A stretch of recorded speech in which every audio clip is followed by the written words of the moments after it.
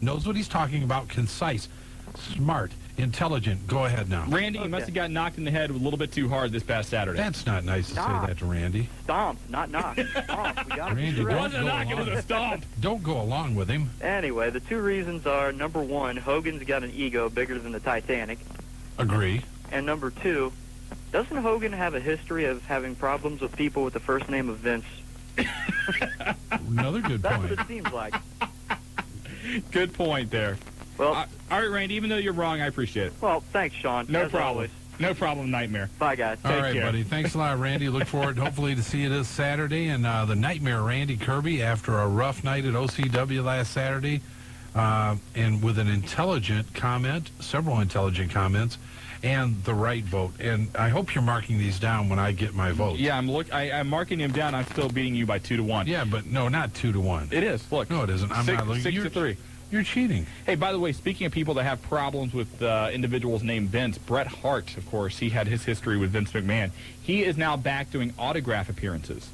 So at least that's a good sign because now he is able to travel. Now, whether or not this will ultimately allow him to come back because the concussion he suffered again was very serious. They've said all along if he's able to come back, which right now is still a big question mark, it wouldn't be until this fall or winter. So at least now we're seeing some signs where he's able to fly and get out again. He's definitely been going out. Kirk White, who books a lot of his appearances, was on our show here recently. He's been doing a lot of work. And from what he says, Bret is still suffering some, minor blackouts and things of that nature. Headaches. And you're right. But he feels that Bret does want to come back. And that's been a big question. Does Bret Hart want to come back and wrestle? The business has changed a lot since what Bret Hart grew up with, and he's been very vocal about that. And, a lot of people question if his heart has really been in it, no pun intended, since Owen's death. And, and Bret, he's got 44? I mean, he's not a young guy anymore. Right, I mean... And he's won the WCW World title. He's been a multi-World Wrestling Federation champion. He's been around the world. He's had sold-out crowds. He's done it all. What else is there left for him to do in a type of business where he's really not thrilled with anymore? And financially, he's still in pretty good condition, and he can still go out and do the things like this, and he's a certain Hall of Famer. And he still has a very, very loyal fan base. Jesse, I know you're listening. And I know, Bret Hart can sit back and write books and write his column for this Calgary newspaper and, buy more minor league hockey teams and never have to wrestle again, and he'll be fine. You got it. Well, let's get to the phone lines because the long-distance lines are lit up. And from Springfield on line 5, Dan, you've got the wrestling guys. Hey, how's it going tonight, guys? Good, Dan. Hey, just got in the car, just turned into the show, so I'm not even for sure how long you've been on. What time do you guys start? 7 o'clock. Every Wednesday night from 7 to 9, buddy. Now that we got the hard question out of the way, okay? Okay. Second of all, work all the way, guys. You think it's a work? Dan. Yes. Are you driving? Hogan is smart enough. He's not going to get himself caught in the middle of a shoot. Dan, are you on a cell phone? I'm on a cell phone. Okay, are you getting out of distance yet? Almost. I've pulled to the side of the road and I'm flailing my arms and giving the hawking up sign right now. There you go. Well, I got to appreciate your dedication to calling in, but your answer, obviously, you're going to find out here sometime over the next few months that you're wrong, but that's okay. We all have opinions. Yeah, Hey, I think great answer, Dan. They got it all planned. Scott Hall will be back. Nash will be in. I mean, they'll have some kind of NWO the second going on. Absolutely. Who knows? They may even name the second organization NWO again. Who knows? A lot of speculation that could happen, that a rebirth of the NWO. That wouldn't surprise me at all because, hey, that's where they had their success, gentlemen. That's when they started to, to take the bull by the horns and the ratings on the sets, is when they did all that. And, and there might be a little left in all that. You just never know. I mean, you don't know what it's going to take. The way the WWF is just repeating their storylines and being successful, this might be what the WCW needs to get back in the game. Well, you have a couple good points there. I think the World Wrestling Federation has made attempts to try and liven up their storylines with pushing Angle and Benoit and those type of characters. I also wonder, though, WCW has had a tough time having one successful organization over the past year. How do they think they can run two? Well, I think this whole millionaires thing, new blood, I just don't think that's what it needed. I think the fans of WCW realized that was going to play out, and I don't think that was shocking. When Vince Russo... Go ahead, Dan, I'm sorry. I don't think that's what it took to make you watch the sets. I think when Vince Russo came back the second time, they were on an extremely a great roll until David Arquette won the title, and Right. that caused a lot of friction in the back. That just caused a lot of problems, both with the credibility of the organization, and a lot of fans just said, you know what, WCW is being stupid again. Well, I think a lot of things, too, is everybody says most of the WCW's talent is hurt and unable to wrestle. Well, I mean, you look on the other side, WWF went through that. They made it through. They pushed some other stars. Absolutely. And they've made some stars because of it. WCW took the last 6 months without Goldberg. They still don't have Bret Hart. Scott Hall's been out for God knows how long. And, the World Wrestling Federation has certainly had those things. And the Undertaker gone, Rock's making a movie. You could go Stone on Cold and Steve on. Austin. I mean, how big does it? I mean, how much bigger of an injury can you have than lose Stone Cold Steve Austin? You can't. I mean, they've lost, their top stars, via injury or via death, sad to say, and they still made it through. But I'll tell you, I attended a good show this weekend. I went to see the IWA VCW show. How was that with the Iron Sheik? Iron Sheik's seen better days. I heard Iron Sheik first half of the show was a babyface, and then after the intermission, after he sold all his gimmicks, he turns heel again. Yeah, I mean, he was the only guy I know that went from heel to face to heel in 22 minutes. Well, we know his match. It was a short match.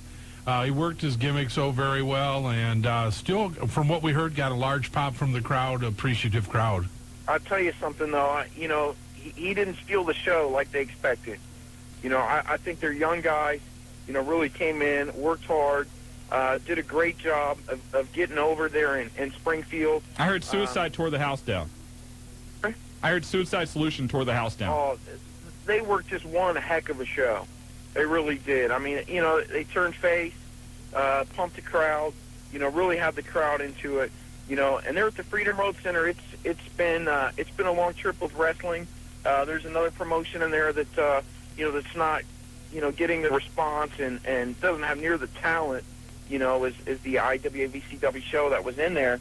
And I went to the shows there at the Freedom Road for 3 or 4 years, and it's just amazing how far the IWAVCW has come along and some of the talent that they have in the smaller independents. I mean, they're putting on a class act show with the talent that they have. And they're certainly building a good reputation there at that Freedom Road Center and a nice, loyal following, too. Oh, absolutely. At the end of the main event, everybody was standing, everybody was cheering, and it was just a good show from top to bottom. Logan Kane worked really well. Trevor Lowe, worked exceptionally well. They brought all the stars out at the beginning of the show for a battle royal, so everybody got to see all the stars. Plus, they had some youth match on there where the kids worked really well and got a nice pop from the crowd, And they just put together a really good show from top to bottom. Oh, that's what it's all about. That's what we love to hear. It's the independents and the guys that bust their butts and go out there and give it 150%. You got to love it because those guys are right in your back door. They're local residents. They're out there, and really the rush that they get is out of being able to entertain you and you being appreciative of it. So I know that the majority of guys that you've just mentioned are listening tonight, and I know they're happy to hear what you're saying. I'll tell you something that's really great is they interacted so well with the fans. I mean, I went with a buddy, and when we sat down, we grabbed a couple extra chairs and a couple extra tracks, and they were used on more than one occasion. One thing we've always said about the independent shows, not only do they interact in that way, grabbing a chair or whatever, they also, during intermission, a lot of times will come out for autographs. Before and after the show, they'll make themselves accessible to the kids. They'll give autographs. They'll take photos, whatever you want to do. And, for a kid, they don't see a lot of difference between, what's going on at the Freedom Road Center, what's going to happen this Saturday at Gateway, and what they see on Monday nights. It's wrestling. These guys are still bigger than life to them. So for a kid to be able to meet a wrestler, they get a big thrill out of that, and that's a lot of fun. Oh, even the adults. I'm an adult. I've been around the business for a long time, and it's nice to meet, some of these indie stars that that go out and do it for the love of the game. Absolutely. That's it. You got to want to do it. A lot of them know they're never going to make that next step, but they love what they're doing, and just to know that the crowd enjoyed it means a lot to them. It really does. Well, come on out. I mean, this Saturday night, a lot of the same players there. You going to be at Gateway this Saturday, Dan? Oh, I am now. All right, make sure you come up and say hi to us, okay? All right, sure will, wrestling guys. Hey, All thanks right. a lot, buddy. Appreciate the phone call. Thanks All a lot. right. All right. All right, that was a great call. Yeah, that was nice. Probably picked us up. He had just gotten his car, so it's a new caller, and that's what we like to hear. And, really our signal is so diversified anymore to direction that it's a lot nicer. We're getting a lot of calls from new areas. So, once again, we appreciate you listening. We have a good time. We hope you are. And we're going to get back to the phone lines again. Well, no, go ahead. You want to? What do you want to do? No, I was just going to say, while we were talking about the independent wrestlers, these guys are not making $1 million, $100,000 a year, $50,000 a year like a lot of the guys in WCW, ECW, WWF. So, whenever a guy like Dan calls in and talks about him like that, that is their payday. Absolutely. When they hear the standing ovation, or when, they're leaving the building and somebody pats them on the back and says, hey, you did a hell of a job tonight, that's, for a lot of them, that's their payment. Oh, these guys, they go to a mall, somebody comes up and says, I seen you. I loved it. You did this, you did that. It means so much to them, and that's why they're doing it. Let's face it, they're not doing it for the small payday, like you said, or any other reason, because they're risking, probably at a higher rate than a lot of other people, all kinds of injuries, things of that nature, opportunities not to be able to make it to work the next day to, maintain their livelihood. So there's a lot at risk when they go out and entertain. A lot of these guys have full-time jobs, and they do this on the weekend for fun, and, they hope to get enough money to, get a tank of gas and go through McDonald's on the way home, and that's about it. It's not that bad, Shawn. It's not that bad, but you know what? I mean, I'm not saying on every level, but for some of them, that's about it. Yeah, it is. I mean, they're working their way up. And exactly. You have to start. And if you go back, Al Snow, 15 years before he gets the big break. A lot of other guys, we could go on and on with a lot of names in the WWF, WCW, and ECW that worked hard at the same level the guys that you're going to see Saturday night are working before they got a break. Absolutely. Hey, back to the phone lines again from Arcanum. Bo, you've got the wrestling guys. Yeah, I was actually going to call about a question about the independent leagues. Mm-hmm. About a year ago, we were in Piqua getting autographs. Mick Foley was there, and Al Snow was there. We were there, too. Oh, were you? That was our show. Piqua, yeah. We have a store there, Fans Choice, in the Piqua Mall there. Yeah. Oh, okay. Anyways, Mick ended up leaving before we got there, and we got Al Snow's autograph. And there's a guy there named Sebastian Ice. Mm-hmm. Right. And he was like the champ at the time or something. He was in UCW, yeah. That's what I was going to ask. What federation was he in, or is he in now, or what? Is he still around, or? You want to do it? Go ahead. Yeah, well, Sebastian was working with UCW at the time. Actually wasn't a champion, but was very up and coming, and ended up making a move and has been working in the Toledo and Detroit areas. Honestly, last Friday, we were up there. Al Snow worked show. Road Warrior Hawk and Sebastian was on their show that night. Had a great match. He was on the Pennsylvania area, too, and out of a branch of the NWA, and he was an NWA tag team champion out there. So, But he's been working a lot, and really has lost about 50 pounds when I seen him the other day. Has went through a few problems physically in that, but has come back and looks to try to get back into the Dayton independent scene. I know last year when we had the show out of Middletown with Unified Championship Wrestling, during that night he injured his knee, and I think that set in motion a lot of physical problems. And I didn't know you saw him last week, but it's great that he's lost that much weight and getting back in shape. I'd love to see him back here in the area. Yeah, and I was wondering, is there any chance of BB coming back in any federation or anything like that anytime soon? I think you're going to see BB back, but I don't know that it's going to happen immediately. I got a call yesterday about midnight. Them looking to get her back, asking if we wanted to use them on any of our shows. On BB? Not on BB. No, I mean, us use BB? Yeah. I don't know. Do you want to? I don't know. Do the fans want to see BB? Let us know. Yeah, I mean, if it is, we definitely have the contact to be able to bring her in for shows. So. Sure. All right. Yeah. So I assume we have a vote for you for BB. Yeah. Yeah, definitely. I'd also like to say I think the thing with Hogan was a shoot. Yes! Yes! I couldn't see Hogan going off like that, cussing like that, if it was work. Hogan, I don't know. I just don't see him having that, I think. I think it was a shoot. I think he's really pretty PO'd about it. All right. Well, You know we've what? got the vote I down. love educated people that know their wrestling, people that understand Scoreboard. the difference, people that Scoreboard. know what they want to say and they say it Scoreboard. intelligently. So Scoreboard 7-4. wait a minute, you haven't even had a vote for yours. Scoreboard No. 7-4. You know what? Back You're to you, but we adding had them. votes all night for me. No, you don't. Scoreboard. Do we got a All break? right. No, What- he's what's- flashing some signs at us. But hey, thanks for calling, and we look forward to hearing from you again, buddy. Is he gone? He's gone. He's gone. He's All right. gone. Okay, back to the phone lines again from Kettering. Shawn, you've got the wrestling guys. Yeah, what's up with Stevie Richards?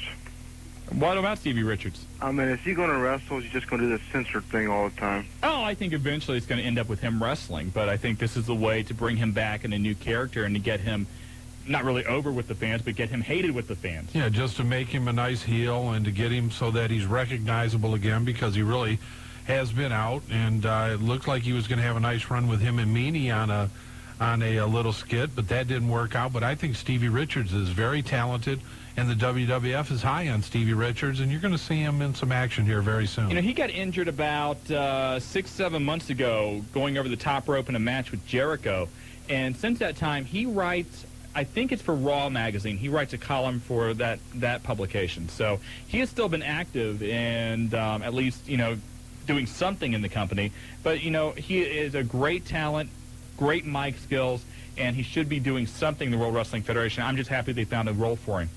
Okay, and I want to give a shout-out to Cody Hawk. I grew up with him. He's a hell of a guy, so good luck to him. You going to be there Saturday to see him? Yes, sir. All Hey, right. Cody Hawk's coming in. Surfer looking great. I'll tell you, he's worked a lot of his skills in PWI's top 500 last year.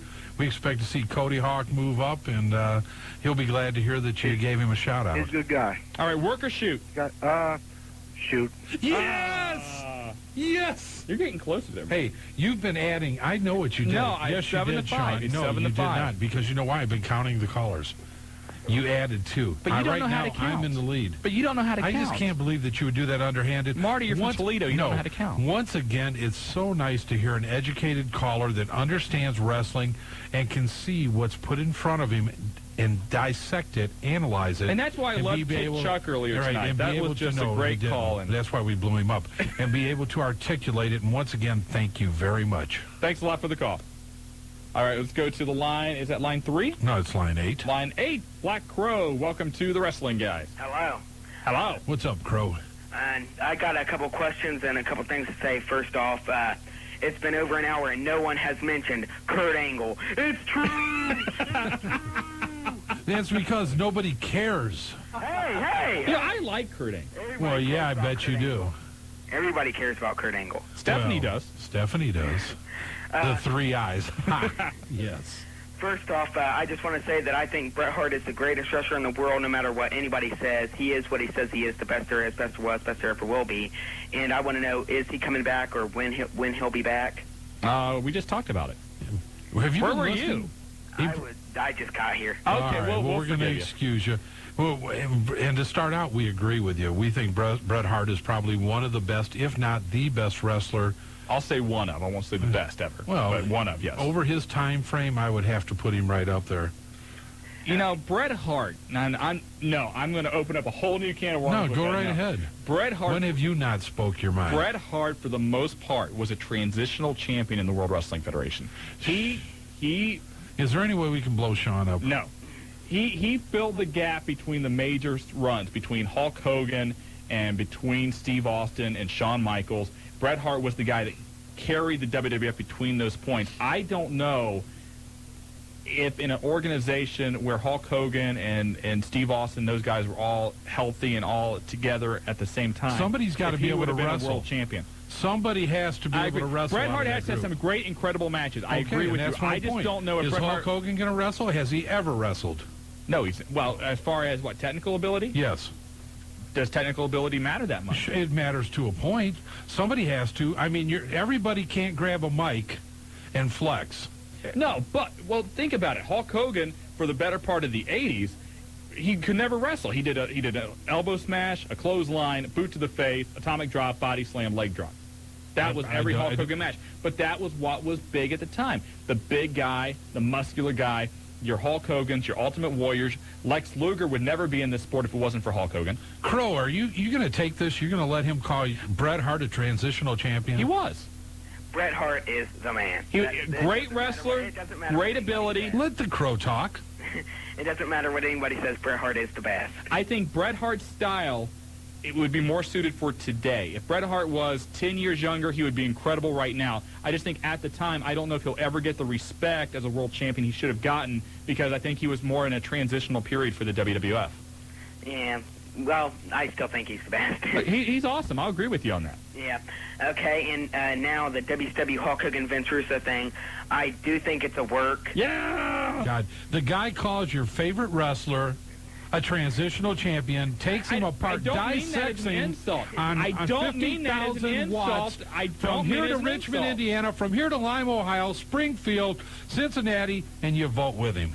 I don't mean it as an insult, but I think Bret Hart, for the most part, well, I'm was a taking it as an champion. insult. I'm taking it for the Black Crow and all the Bret Hart fans out there. When have you ever supported Bret Hart, please? What do you mean? I like Bret Hart. I like him, too. God, see what you started, Black Crow? Well, Black Crow, thanks for the vote. We appreciate it. Get out of here. Look what he started. That's right. He's a troublemaker. Yes. We need to watch him. Yes, we do. That's harsh. Let's go to a break. Get us out of here. But Bret Hart was still transition champion. Oh, God, get up. I'm going to get you. You're listening to the Tag Team Champions of Talk Radio, and we're going to be -1 in a few minutes. We're the wrestling guys on Buckeye Country, 106. Covering from a chokehold that was started before we went for break, and the jobber who tried to pull us apart but really had no effect at all. And we're brought to you by, and you're going to need them now, Dyer, Garofalo, Mann, and Schultz, the accident attorneys, 1-800-INJURED. And now what do you have to say, Stedham? Okay, I'm going to go on a serious note here, so you might want to just tone down a little bit. We do want to send our best thoughts and everything to Bam Bam Bigelow, suffering second-degree burns over 40% of his body. Apparently, he was involved in an incident where he was some children got in some trouble with a brush fire. He got involved in that, and so right now not doing too well. We had heard about it earlier. We wanted to find out if it actually had happened. We have confirmed that over the course of the last WCW.com is reporting it. So. And once again, we'll try to find out a little more information, report it on a hotline. Once again, if you want to know all the news, it is news. Every Wednesday night, obviously, you can listen to us, but you can call 285-0991 and do what the NFL players do, the Major League Baseball players, all the athletes around the country. Yep. They call the Wrestling Guys hotline. Also, a couple of other notes. WWF.com reporting that Stone Cold Steve Austin now will not be at Fully Loaded, despite what the advertising has with his picture and everything on there. They said the impression never was to imply that Steve Austin would be at Fully Loaded. Of course not. So why put him on the posters and say in the print, guys, that Stone Cold will be there? I don't know. Anyway. Yeah, that's because they're marketing gurus, and we're just the Wrestling Guys at Tag Team Champions. Exactly. And also, we do want to send our condolences to Eric Bischoff. Last week, his father passed away, and so our thoughts and prayers, of course, with him. You got it. And this Saturday and Sunday, we got a big weekend coming up. Once again, HWA and the Wrestling Guys, in conjunction with OCW, VCW, and UCW, bring a championship night of professional wrestling. And we're going to bring it to you at the Gateway Sports Park, right off of Route 4 to Stanley Avenue exit, minutes from I-75. You can get here from Springfield. You can get here from Pickaway. You can get here from Troy. You can get here from Dayton in a matter of minutes. Right off of 75 and Route 4. So it's going to be a great night. Once again, you can get tickets by calling 224-PLAY. Credit cards accepted. You can call Classic Cards and Collectibles. We'll have your tickets for you at the door. And it's 743-1792. And I just looked on here. Where did they get this number from? What is that? I don't know. It looks like a code. They screwed up the number. Yes, they did. That's bad. That is bad. That's your our store. numbers. They're costing you money. Yes, they are. I'm going to have a talk with them. But we look forward to it. UCW represented. You just heard about the great VCW IWA show. The main eventers there will be here. We have 5 main events. Nothing like it in the Miami Valley. Air-conditioned. Plenty of things for the kids to do. Great concessions. Bring your golf clubs and hit a few balls. If you want to see what the facility looks like, come on over Friday night for the 1-hour special. 1 hour. We got a limited set of tickets. We're going to sell 2 for the price of 1. $10. You get 2 tickets. And, again, we're going to have about, I think, maybe 100 tickets. So it's going to be very limited, very fast. Make sure you get there. Marty and I will be there 1 hour only. Don't miss it. You got it. And then Sunday, the heavyweight champions of pay-per-view Pulsations at Normandy Square Shopping Center. ECW pay-per-view this Sunday. The wrestling guys hopefully will be there. We Heat should Wave 2000. And it's a shame because we're always normally at Heat Wave in person doing our thing. I kind of feel a little empty, you know, that this is the first time in 2 years that we haven't been involved, and kind of sad. One of the things I'm looking for is that Heat Wave, above and beyond what it's been like in the rest of the year, should be a great crowd. Not that the Dayton crowds 3 years ago was the biggest Heat Wave crowd they had ever had, biggest pay-per-view gate they had ever had, but they're right in the backyard of XPW. The ticket sales have been astronomical. They look to pack the house. There's going to be 6,000 to 7,000 rabid ECW fans in the house. Look for Paul Heyman to pull all the stops out. I think, honestly, this could be ECW's best show ever, and I'll tell you why. 2 years ago, when ECW first came to Dayton for Heatwave, it was their first time in Dayton. It was the first time they had run a building the size of Hara Arena. They were pumped in the back. It was a major moment for them. And so they went out there, and I've said many times, Heatwave 98 was the best card I've ever seen live. They're in the same situation this time out in California. Never really been in this area before. They're going to be in the backyard of their arch rival, XPW, and they're going to want to pull out all the stops. I think Sunday's going to be a great night, and again, Pulsation's the place to be. $5 to get you in if you're over 21, $10 if you're 18. That's all your munchies. A great night, a wet T-shirt contest afterwards, a lot of giveaways. We do a lot of things with Pulsations. Once again, you can call 291-9212. Get your friends coming out. 20 television sets, 52-inch screen in the middle. And if you haven't been there yet, the place where all the independent wrestlers in the city go to when they want to see a pay-per-view, it's Pulsations. Don't forget also, Pulsations, the official sponsors of the Wrestling Guys Hotline, 7 days a week, 24 hours a day, 285-0991. Whoo! Hey, I like that. Hey, you want to get back to the phone line? Yeah, get back to our You poll. know what? I'm glad you finally settled down. All it took was one little chokehold to get you back to normal. I sold it well. Yes, you did. Yeah. All right, Didn't back to hurt. line one. Woodchuck to the Chuck to the Woodchuck Chuck. Hey, Woodchuck, you've got the wrestling guys. Hey, guys. How are you doing? I'm doing okay. I just got a few things. Hit it. Well, first off, I was watching, like, a True Hollywood Story with Jesse Ventura. Yes. And they showed, like, interviewed his kids, and you could tell they was his kids. It was Jesse's kids? Yeah, you could tell they was his. How? For one reason. But chins. The chins? They both had his chins. That dimple? Yeah, his son and his daughter had his chin. Do they have the little jewel in it like he used to wear? Fortunately, no. Okay, good. That's a good sign. And I was sort of wondering about something in WWF. Okay. When, like, Steve Blackman uses, like, the Singapore cane, Mm-hmm. why do they call it like a kendo stick? That's what it's pretty much always been called. I mean, Yeah, it's a derivative from. Go ahead. Well, you know, back for the longest time, I'm trying to think. Guys like the Great Kabuki and throughout the years have always used a kendo stick. And I said that's the same. I mean, it's just what it's called. In the Japanese matches, long ago, before everybody was using chairs and everything else and tables, kendo stick matches were that type of a match. It carried over when we started bringing Japanese stars and did the integration of our wrestling with their wrestling. And for a lot of reasons we don't need to go into right now, it became a very effective method of using some type of a gimmick. It's loud. It has the appearance, the right appearance that you want to use, and it's really worked out very well. I always called it a Singapore cane because that's what they call it in ECW, so that's what it's called it. Well, what do you think about the big poll, Vince Russo, Hulk Hogan, work or shoot, Woodchuck? Well, life is a walk. No, life is a shoot. Hogan is a walk. So Hogan's a my work, God. yes. Oh, Chuck. Although You life's a let me work, but down. okay, that's Come on, fine. It's Hogan. Everything's a work with him. Everything? Okay. I don't think Santa with muscles was a very good work, but still, anyway. Hey, Woodchuck, thanks a lot for the phone call. Thanks. All right, take All care, right, man. buddy. Shoo, you are loading them up, aren't you? It's You know at what's so 9 to bad? 5. Because sooner or later, all these people are going to say, you know, I went along with what Sean Stedham told me, and then you know what there's going to happen? Wrong. You know what you're going to have to wear? I might be wrong. I Yeah, could be wrong. We need to come up with something one of us has to do when this comes It's out. too late for that. No, I don't mean It's too tonight. late We've for got that. plenty of time. It's too late for No, that. no, now you want to bail? No, You gonna because bail I on know your you, eight? and I'm afraid of what you'll come up Yes, with. it will be crazy. And back to the phone lines again. On line 2 from Arcanum, Brock. You've got the wrestling guys. Hey guys, it's Brock Lazar from Arcanum.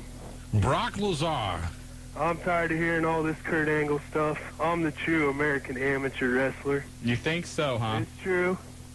He's taking my popularity. I was supposed to be in the WWF. Wait a minute. That was Brock Lesnar. That was Brock Lesnar. Brock Lesnar, he just signed with the World Wrestling Federation. That was, yeah, he's from Arcanum. No, that wasn't. It was. Didn't you hear him? Yeah, it was. He told you. He's the real Brock Lesnar. Well, wait a minute. Wasn't Brock Lesnar. Wait a minute. Everybody else calls in. The Woodchuck. But Woodchuck doesn't call in to say, I'm Stone Cold Steve Austin. I mean, no. The Undertaker guy at least says, I'm the Undertaker guy. I'm not the Undertaker. Maybe his name is Brock Lesnar. I don't. He's called before. We've had a Brock call. It wasn't that guy. I think it was. Oh, maybe Brock, I'm wrong. Yeah. You've blown people up all night. No, I haven't. Yes, You've got a trigger finger. Hey, just because I have done nothing, Jobber's done it all. I'll stand here. Hey. Jobber, that's back enough me up blaming on me. No, that's not. Oh, yeah. Back to the phone lines I'll back again. you up, Shawn. Back Thank to the you. phone lines, Jobber, on line.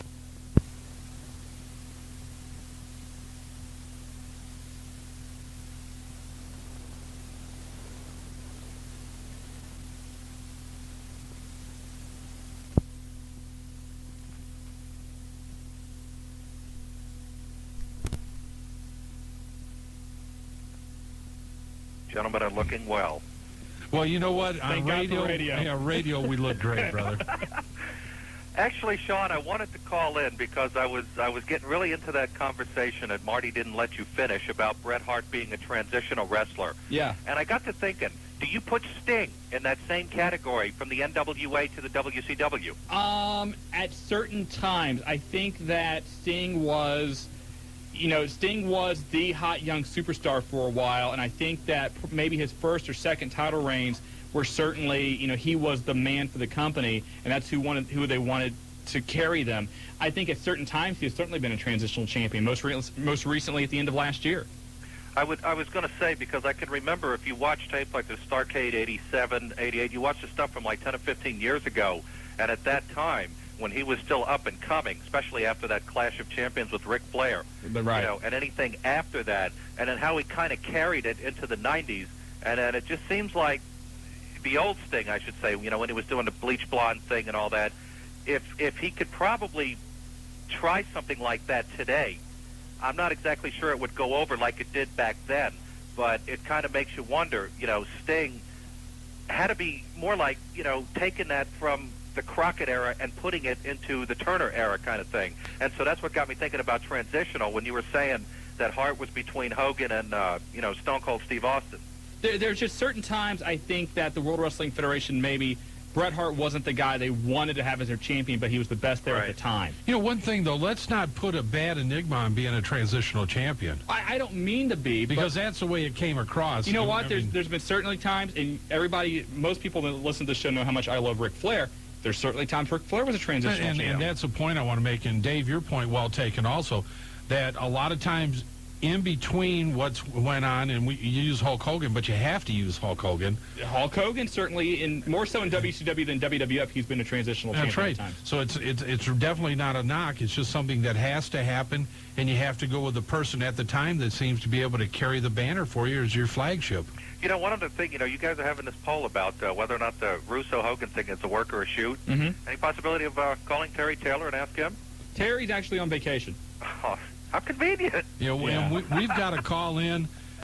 We haven't went into it. We're going to do it on the hotline, Dave, but we got a call from several people in WCW late Friday night about some things going on, and we didn't really want to go over it on the radio show. We will on the hotline. There is a ton of things happening. We disagree on this, Shawn and I do, but there is so much going on right now in the front office, it's amazing. The state of WCW is right now, chaotic is too light of a word to use. Mm-hmm. I mean, it really is. It really is. I have to say that everything in life is a work, so I'm going to have to go with Shawn on this. Hey, yeah. Dave. It's a work. Dave. Hey, Dave, we got to get to a break. Yeah, Thanks we'll see you guys this weekend. We'll see you Saturday, Dave, Take care. Glad to see you go. Although I got to admit now, I am a little bit worried that Dave Diamond's agreed with me. So. Oh, my God. What is up with that? No, it's Dave Diamond. Well, it's Dave Diamond. He's a very intelligent guy, even though he had a bad vote. No, he had a very good vote, but, you know. Oh, we got to get to a break. We come back. More of your phone calls, 457-1065. This is The Wrestling Guys. The tag team champions of talk radio on WBKI, Buckeye Country 106.5. This is DDP. This is Billy Kim from WCW's New Blood. This is Eddie Guerrero. That's right, man. Latino Heat, baby. Hey, this is the franchise, Shane Douglas, and you're listening to the tag team champions of talk radio, the Wrestling Guys, Marty Adams and Shawn Stidham on Buckeye Country 106.5. And welcome back to the Wrestling Guys, and a lot of talk about what's going on. Shawn Stidham winning 10-5, and really not Shawn Stidham winning. A lot of people confused Shawn trying to take him down the wrong path. I hate to tell you this, but when it all comes out, you'll be back. Hey, Shawn, don't you think that's pretty harsh of him to call our listeners confused? I do, too. Our listeners are very not all of them, intelligent. just 10 of them. Well, no, what we've been doing tonight, in case you're just joining us, we have been having a poll. Obviously, the big story, everybody's talking about the Hulk Hogan-Vince Russo situation. Is it a work? Is it a shoot? We really don't know. But we all have an opinion, which is why, we love this show. That's why we're here. And my opinion is it is a work. Marty says it's a shoot. And for the majority of people agree that it is a work. The worst thing that happens is Dave Diamond goes along with you, and then you take a shot across the bow at him. Really? Just, Dave's a little bit of hair. Oh, my God. Hey, let's get back to the phone lines again. They've been spraying them out today from line 4 from West Milton. Joyce, you've got the Wrestling Guys. Hi. I got 2 quick questions. Okay. All right. Okay, the first one is I caught your show last week, and I heard The Rock is in the movie The Mummy, and there's 2 Mummy videos out. Which one did he appear in?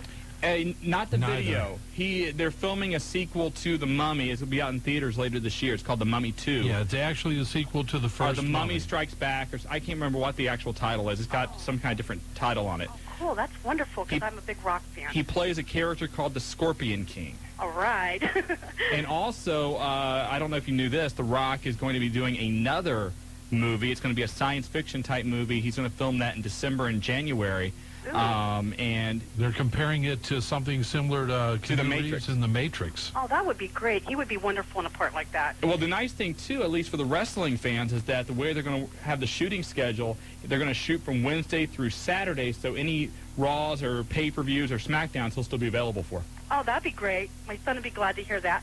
And my other question is, Hall and Nash, is there any possibility in the future they will be returning to the WWF? They're still under contract with WCW, even though, the whole thing with Hall's contract, and they're still under contract for at least a year. Anything can happen. We talked to Kevin quite a bit. Yes, and he's one of my favorites. He actually was just in town here a few weeks ago with us. Oh, no, I missed him. We did an appearance in Cincinnati, and then we did one in Lima with him, and then an appearance at Pulsations. Yeah, appearance at Pulsations in the Oregon District and a few other places. I'm heartbroken. I have to listen to your show more often. I'm sorry absolutely. Well, what you have to do is call our hotline at 937-285-0991. Oh, okay. Not a problem. You going to be at our show Saturday? I hope so. All right, great. Okay. Hey, Joyce, real thanks quick, for Joyce, the poll, Hogan's, Russo, work, shoot, what is it? Work. Work, Well, wait a minute. Who hollered that in the background? Doesn't matter, the vote counts. Joyce. Actually, I may give him 2 votes because Joyce said it and the guy in the back said The guy, that's my son. He's 16. He's a major wrestling fan, and he plans on being in wrestling when he's out of school. Well, just make sure he gets the proper training. Oh, absolutely. That's what I'm doing for him. Hey, Joyce, we appreciate your call from West Milton. Okay, thank you. Take care, Joyce. Bye. I'll tell you, you'll do anything for a vote. 11 to 5. You're ruthless. 11 to 5. You're ruthless. And how come you weren't announcing what it was when it was real close, like only 1 or 2 It votes? hasn't been Don't close. even start. Back to the phone lines again, John. hasn't been close. Line 5. From Inglewood, Shawn, you've got the Wrestling Guys. Hi. I got a question. When they had Lance Storm on TV on Monday night, are they trying to portray him like a Canadian bad guy now? Because when he first came in there, he was a good guy. So what's up with that part there? I think that's what they're trying to do. That's the scheme of things. But right now they don't know what they're going to do. Lance is a very talented young professional. I think that they'll see if that runs and how it's taken, and if it isn't, they'll switch him. It's actually not that different, really, from what Kurt Angle's doing. With Lance coming in saying, "I'm a wrestler. I'm not here to sing and dance." Very similar to what Kurt Angle does. And I got a quick question here. What is that XPW supposed to be like? XPW? I've seen it on TV before, but I watched the first show, and it didn't really make all that sense that well. It's basically trying to copy ECW. Yeah, what you have to look at, XPW actually tried to, the owner of XPW had a adult movie empire, Yeah. so to speak. And he tried to buy a part of ECW from Paul Heyman, was turned down, started his own group, brought in some of the better people from the West Coast, people that were disgruntled at the time, Shane Douglas, Chris Gandito. They didn't have contracts. Shane was in his problems with WCW. Chris was out. They ended up bringing them in for some credibility, and now working with Sabu and a few other people. It grew out there just because they had gotten some name people in, and the people in that area had not seen ECW because they had not run the West Coast. Hey, we got to hurry up. Real quick, the poll. What's your vote? I kind of split down, but I'm thinking I'll probably have to go with, I think Hogan's probably just a little stunt thing. It's a work. Yeah, so it's a shoot then, right? Yep. Yeah. Wait, is it work or shoot? You said it's a shoot. You said it's a shoot, right? Yep. Okay. Yeah, it's a shoot. All right, thanks. All right. Bye. By the way, don't forget, this Saturday, July 15th, it's going to be at Gateway Sports Park, the Wrestling Guys HWA Independent Showcase. Friday night, 6 to 7, 1 hour only. Tickets 2 for the price of 1 out at Gateway. Be there for that. 5 main events, 9 events overall. It's going to all happen, and we've got to get out of here. Jobber's slicing his throat on the other side, and you're listening to the Tag Team Champions of Talk Radio, the Wrestling Guys.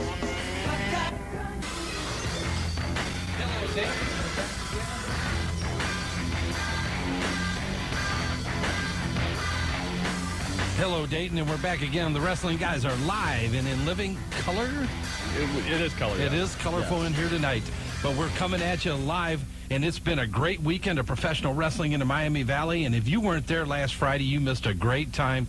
WCW Hera Arena House Show and the Wrestling Guys doing a live remote with the beautiful Karen Kelly. Had a great time last Friday. I want to thank everybody that came out and joined us before the show. Especially want to thank Lance Storm and Hugh Morris for coming out beforehand and spending a few minutes with us.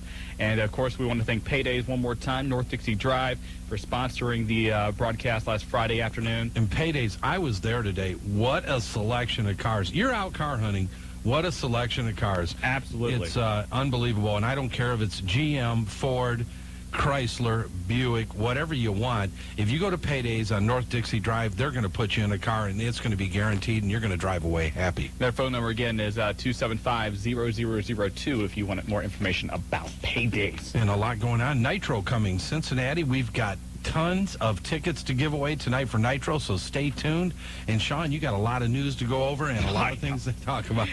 We have, like, little tidbits of things. Nothing really earth-shattering. Well, we can talk about some of the people we've talked to this week. We have a little bit of stuff, so let's get right into it. Ratings are in. Raw does a 6.9 rating this past Monday off of hours of 6.2 and 7.5. And tell them the overrun. Overrun was absolutely gigantic with an 8.4. Colossal. Nitro did pretty well. The ratings were up at 2.8 off of hours at 3.0 and 2.6. A couple of people now looking for a job. Number one, Roddy Piper. He has been released by World Championship Wrestling despite having one more year left on his contract. And I'll give the proverbial who cares. But Roddy Piper, give him some credit. He was part of the, back in the 80s, the whole rock and wrestling thing. He helped build that. I give Roddy Piper all kinds of credit, but Roddy Piper is bringing nothing to the mat right now. And, why keep him on the payroll if he's not doing anything for you? Well, the one thing that probably doomed Roddy Piper was his appearance a few months back on Larry King when he talked about his dissatisfaction with the current wrestling scene. Also talked about possibly how wrestlers needed to get together and form a union. And those kind of things don't set well in the front office. So Roddy Piper's still on the sidelines recovering from a bicep injury, but they just decided to cut those ties. Also, Mona has been officially released by World Championship Wrestling. She had been working over the last few months training female wrestlers down at the power plant, but apparently the female enrollment at the power plant's a little bit down. So everybody that's at the power plant, for the most part, is out. All the young guns that were there, Stasiak, Palumbo, everybody. O'Hare, they're all out, trying to build up the young guns in the WCW. Consequently, the women that were asked to go to the power plant because they wanted to build a women's division flat turned WCW down.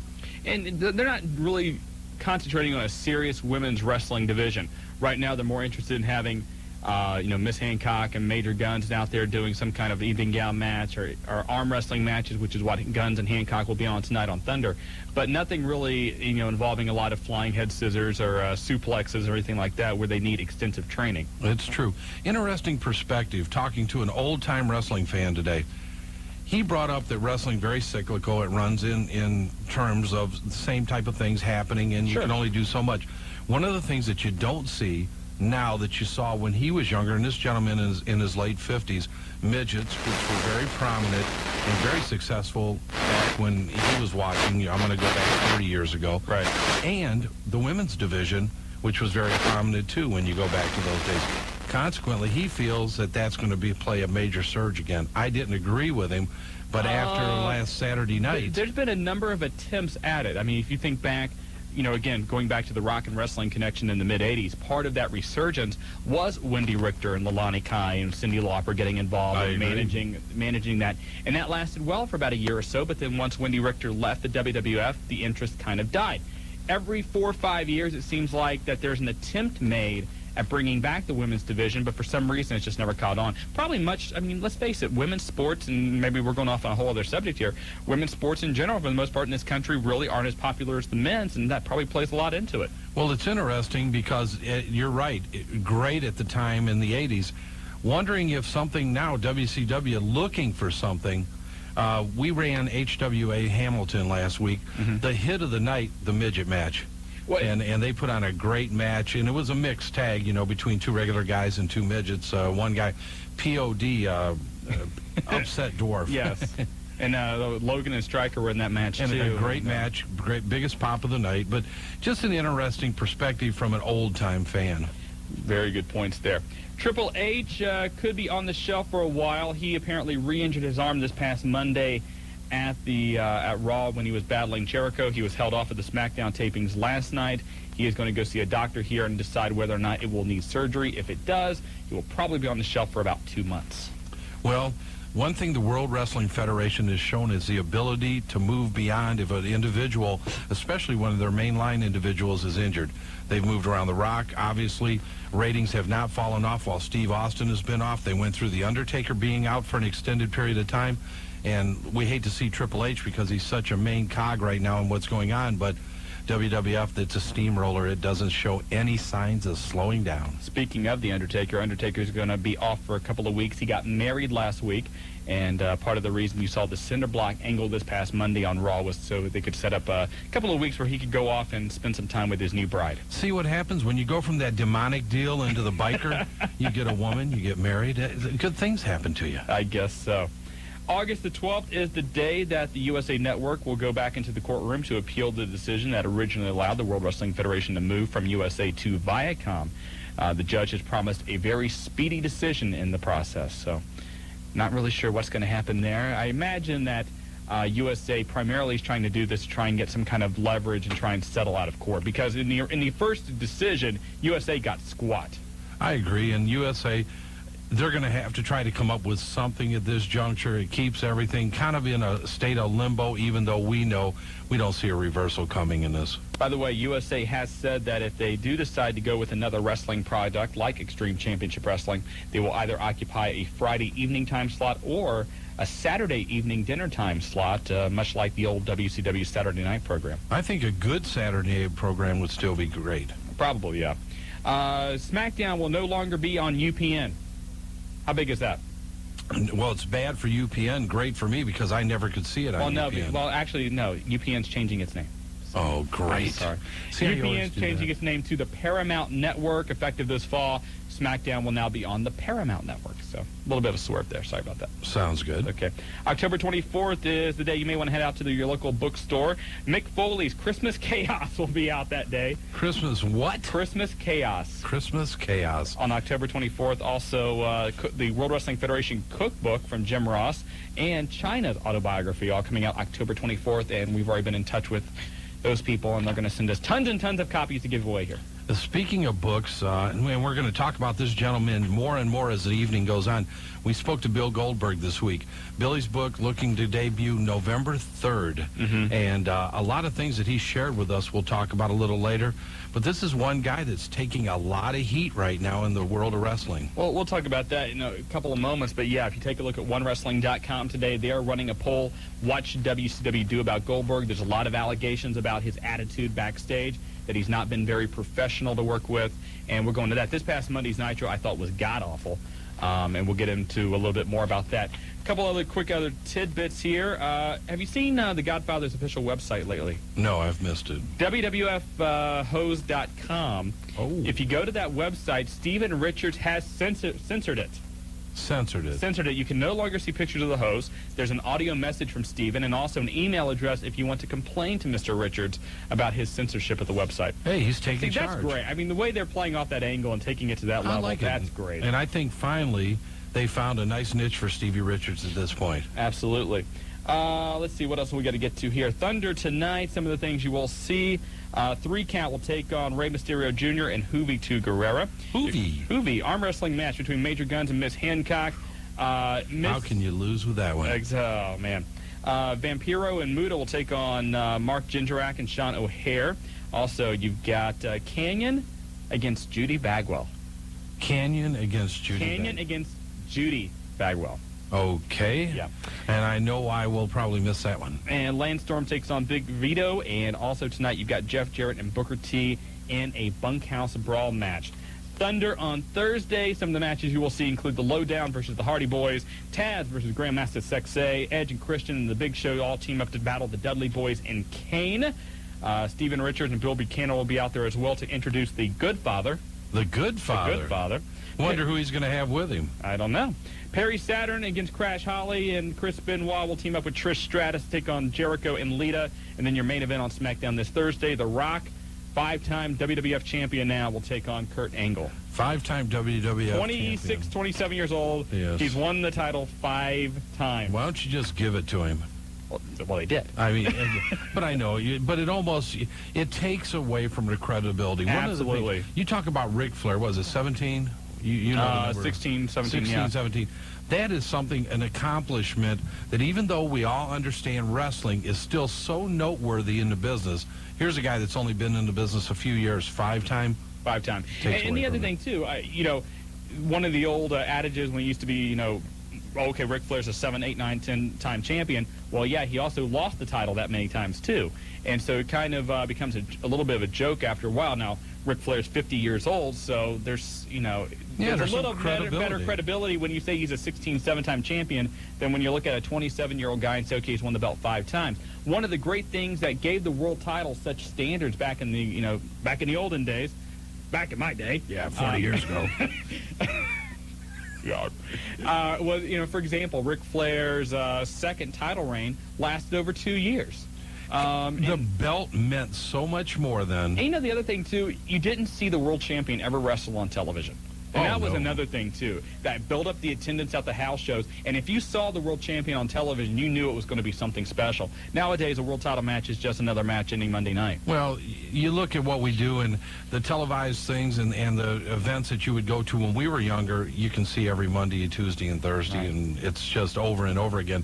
It's a tough business. There's no doubt. It's tough to keep the fans there, and we're seeing that with what's going on in the wild and wacky world of wrestling. Well, you take a look at the house show this past Friday. I thought the house show itself was very good.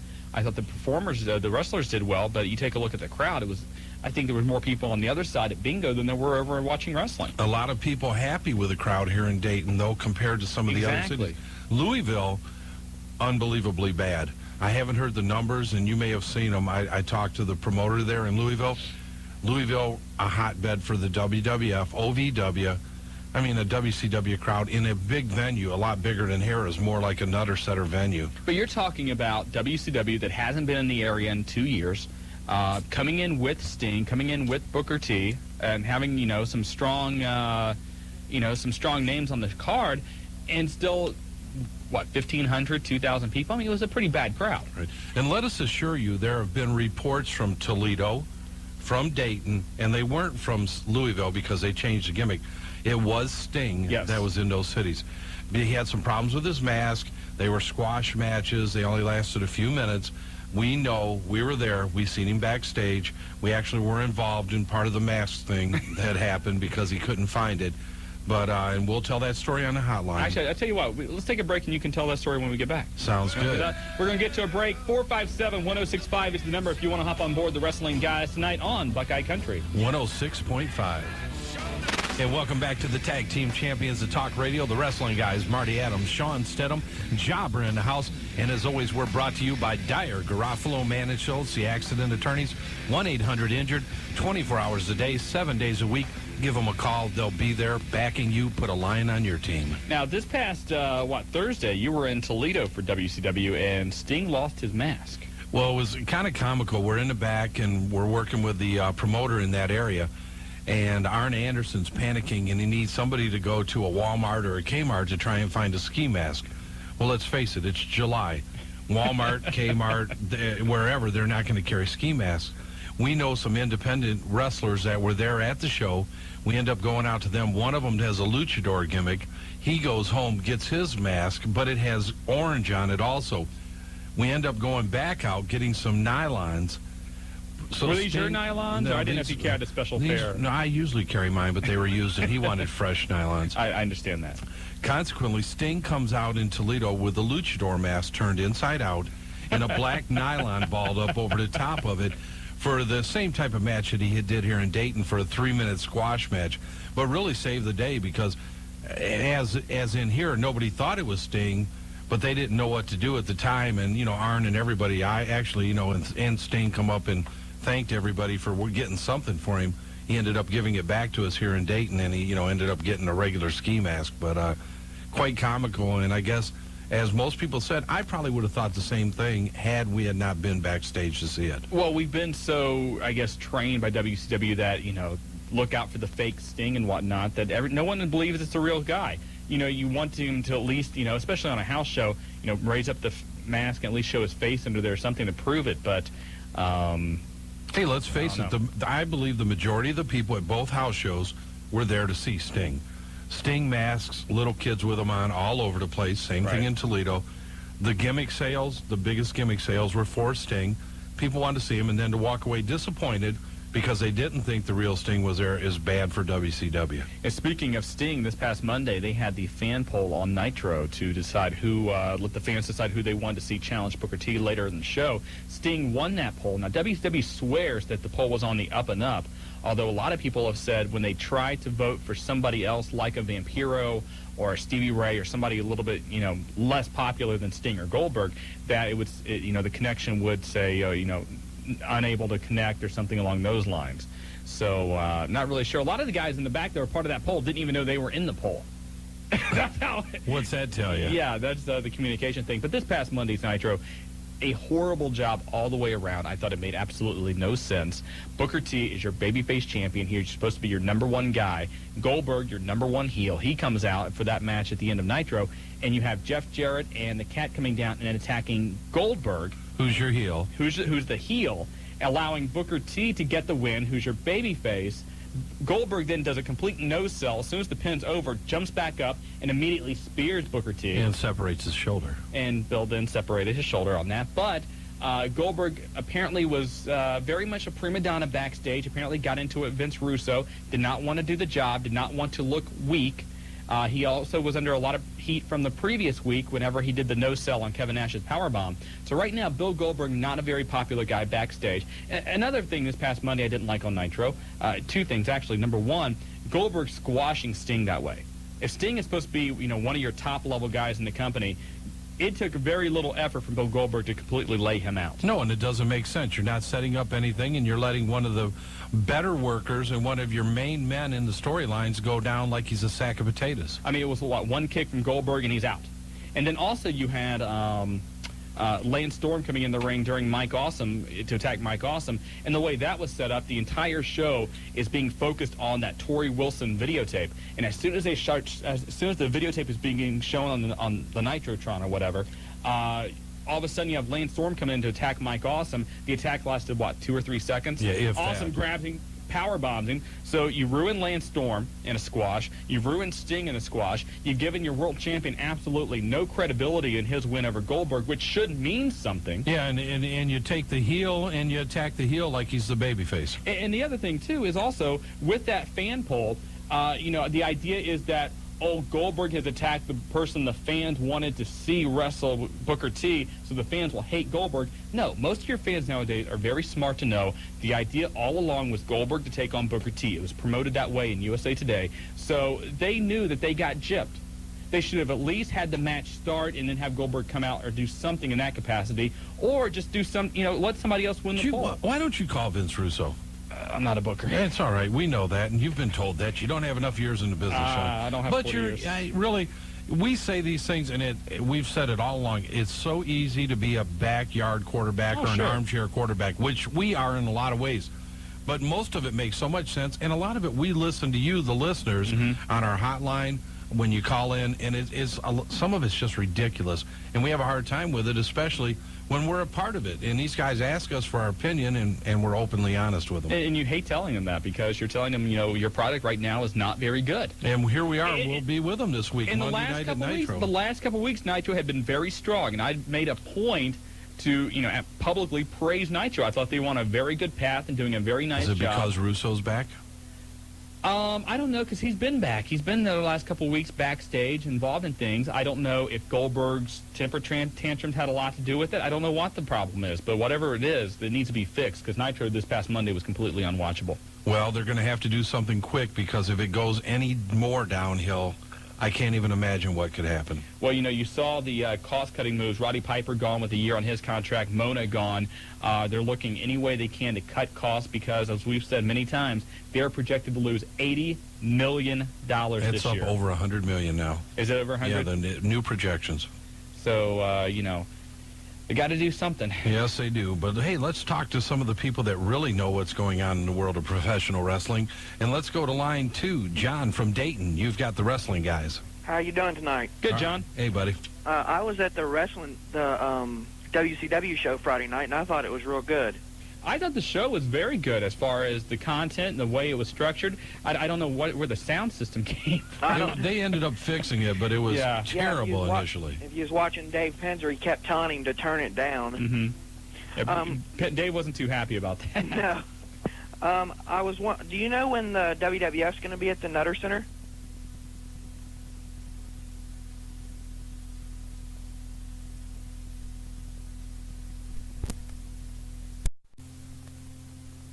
.5. And welcome back to the Tag Team Champions of Talk Radio. You heard it from the franchise himself. We're the wrestling guys, and we're brought to you by Dyer, Garofalo, Mann & Schultz, the accident attorneys, 24 hours a day, 7 days a week. Anytime you need them, they're going to be there. All you have to do is call 1-800-INJURED. Don't forget also this Sunday, Pulsation's the place to be. Normandy Square Shopping Center on State Route 725. That is where Fully Loaded will be live and in color. Fully Loaded. And, of course, this past Sunday, they were the home for ECW's Heat Wave 2000. And very interesting pay-per-view. Rob Van Dam with the Van Terminator. Very impressive maneuver. But sadly, the pay-per-view was overshadowed by an incident involving XPW. And XPW for the last few weeks had been threatening that they were going to do something at the pay-per-view. The pay-per-view was in Los Angeles, which is XPW's hometown. XPW, ECW, a very, very heated history because ECW has filed lawsuits against that company for their using Sabu while he's still under ECW contract. They feel like the XPW logo is very similar to the ECW logo, which it is, and also because of the name Extreme Pro Wrestling, because they say we have the copyright on Extreme. If you go back even further than that, the owner of XPW initially had looked into trying to buy part of ECW. He was in another life, had another type of business that we're not going to go into. He still has it. Okay. What? He's in the adult entertainment business. There you go. He's a porn king. Adult entertainment would have sufficed. Okay. But coming out of that, he came in. He wanted to work with Paul Heyman. Paul Heyman told him no, which is it has every right. I don't blame him for that. But then ECW did what any other wrestling group would do. They went in right on the home turf of XPW, and anybody that knew the history between these two were waiting for something to happen, Well, and it did. ECW is, let's face it, they're a national promotion now, so it only makes sense that they would expand westward. And let's face it, California is a huge market. Los I don't Angeles. see anything wrong with it. It's long overdue for them running a show out there.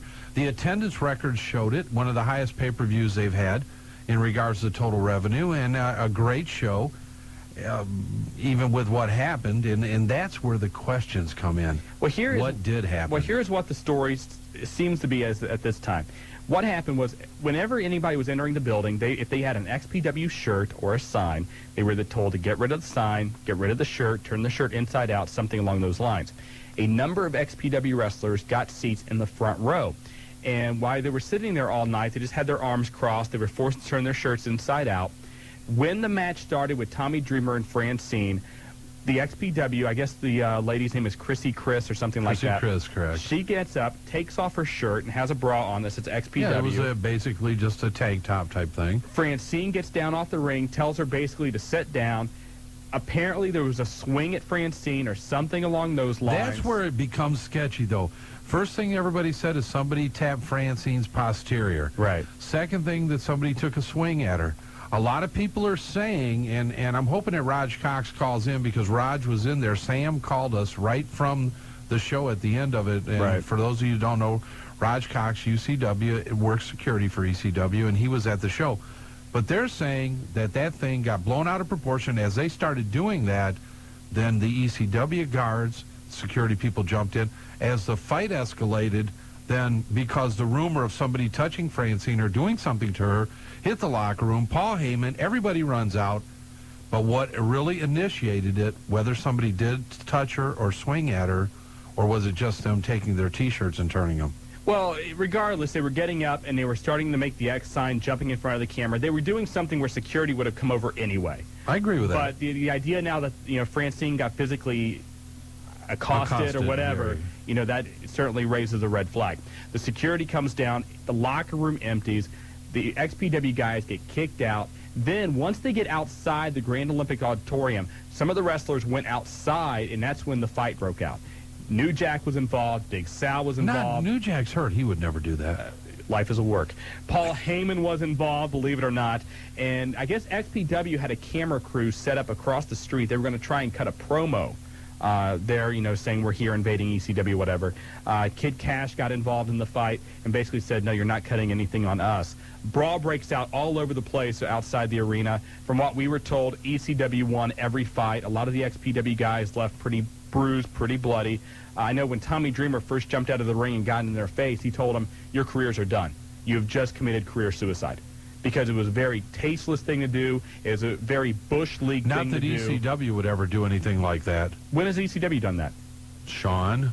No, I'm asking you a serious question. I'm not going to go into it, but I can go back about 4 or 5 years ago that ECW did the same thing at a WWF That event. was a work. That was a planned thing. There's a difference. The WWF and ECW had an agreement where ECW would come in and play off that angle for a couple of weeks, and that's what they did. They allowed Jerry Lawler to go and work in ECW Arena with that feud against Tommy Dreamer. That's fine, but this is something that was not planned. This was just something, and the thing that was really stupid, XPW sends out a press release immediately after all this happens and said all we were trying to do was promote our show because we are a small promotion and we can't afford big-time advertising. Hold on a second. All your guys just showed up in limousines. We happen to know for a fact that your owner's the president of the largest adult entertainment business in the nation. You've got money coming out the wazoo, and you can't afford to buy a commercial or pin up flyers. I mean, my God, we pinned up flyers. Well, they did one of the cheapest things you could do in regards to trying to get advertising, and that was play off of somebody else's advertising. And I'm not sitting here agreeing with it. All I'm saying is that there's two stories as to what was the catalyst for starting it. But XPW, they're not going to get the benefit of the doubt because they had threatened to be there.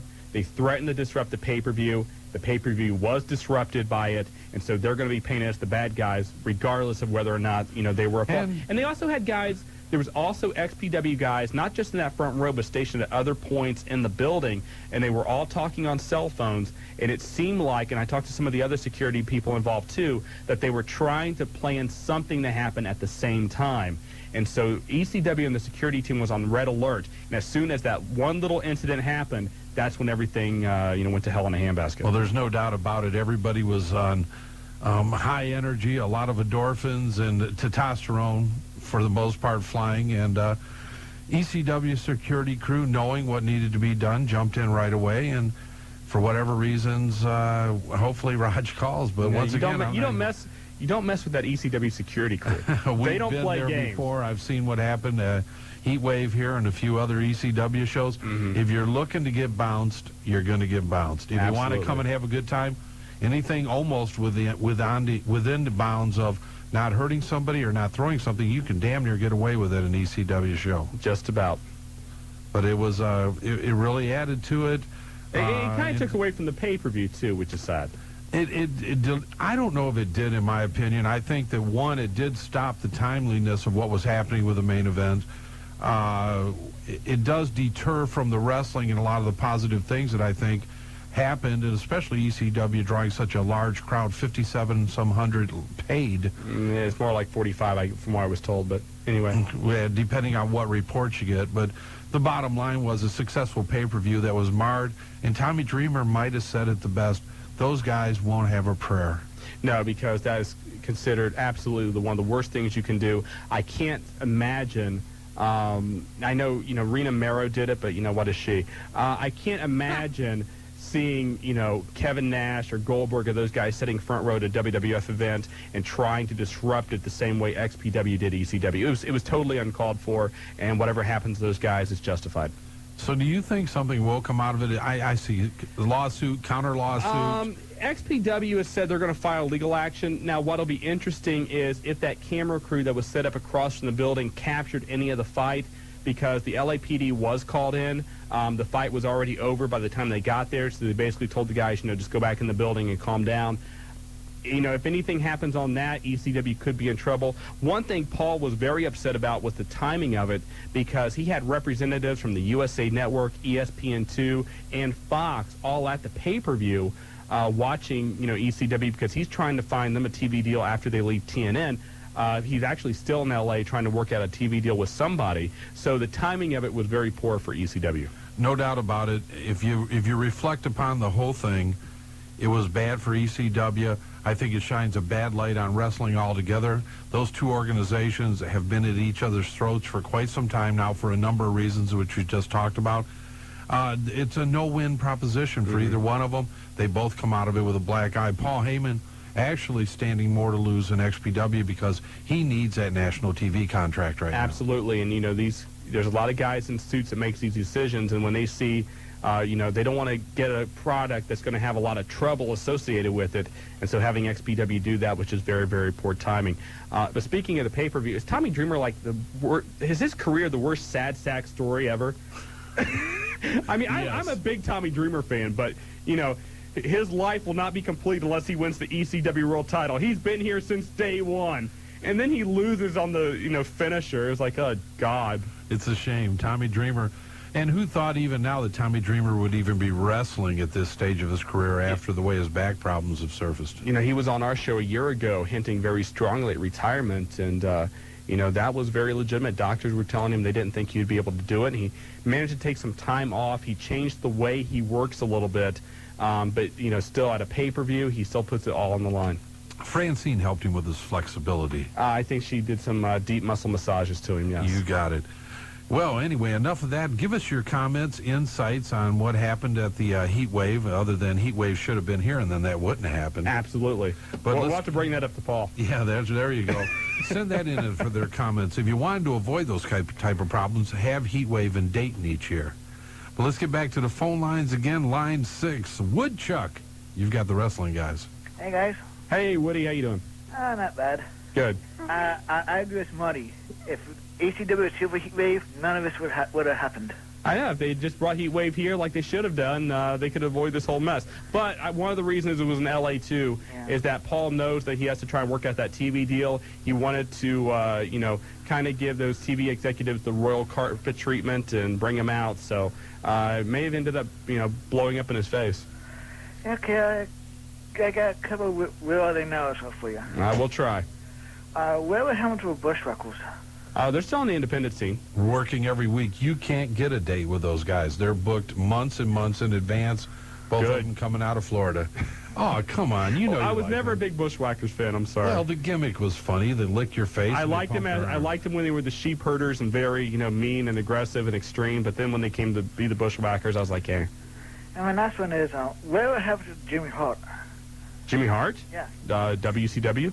I haven't seen him in a while, so. He works mainly behind the scenes right now. He's helps compose all the music for the different wrestlers and whatnot. But he's still involved in WCW. Actually, he was in a pay-per-view here how long ago when he got hurt in a match in Chicago. Yeah, against Mancow. Old Mancow thing. Right. That was the last time we've seen Jimmy Hart. That's it. Okay. Hey, thanks a lot, Chuck. Thanks for the phone call.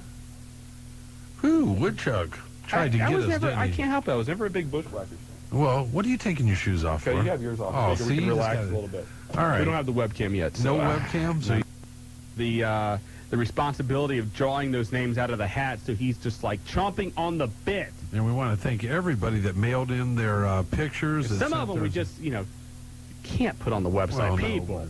But a lot of them, we're making some updates to our website. You're going to see some modifications here over the next week. We're going to get some more pictures up there, but thanks again to all of the entrants, and we've got a bucket full here. Absolutely, but after the commercial break, we will draw some. But let's go back to the phones. Go back to the phone lines again. Line 7 from Xenia. Roger, you've got the wrestling guys. Marty, Shawn, good show. Thank you. Hey, Raj, how's it going, buddy? Oh, pretty good. First-time caller here.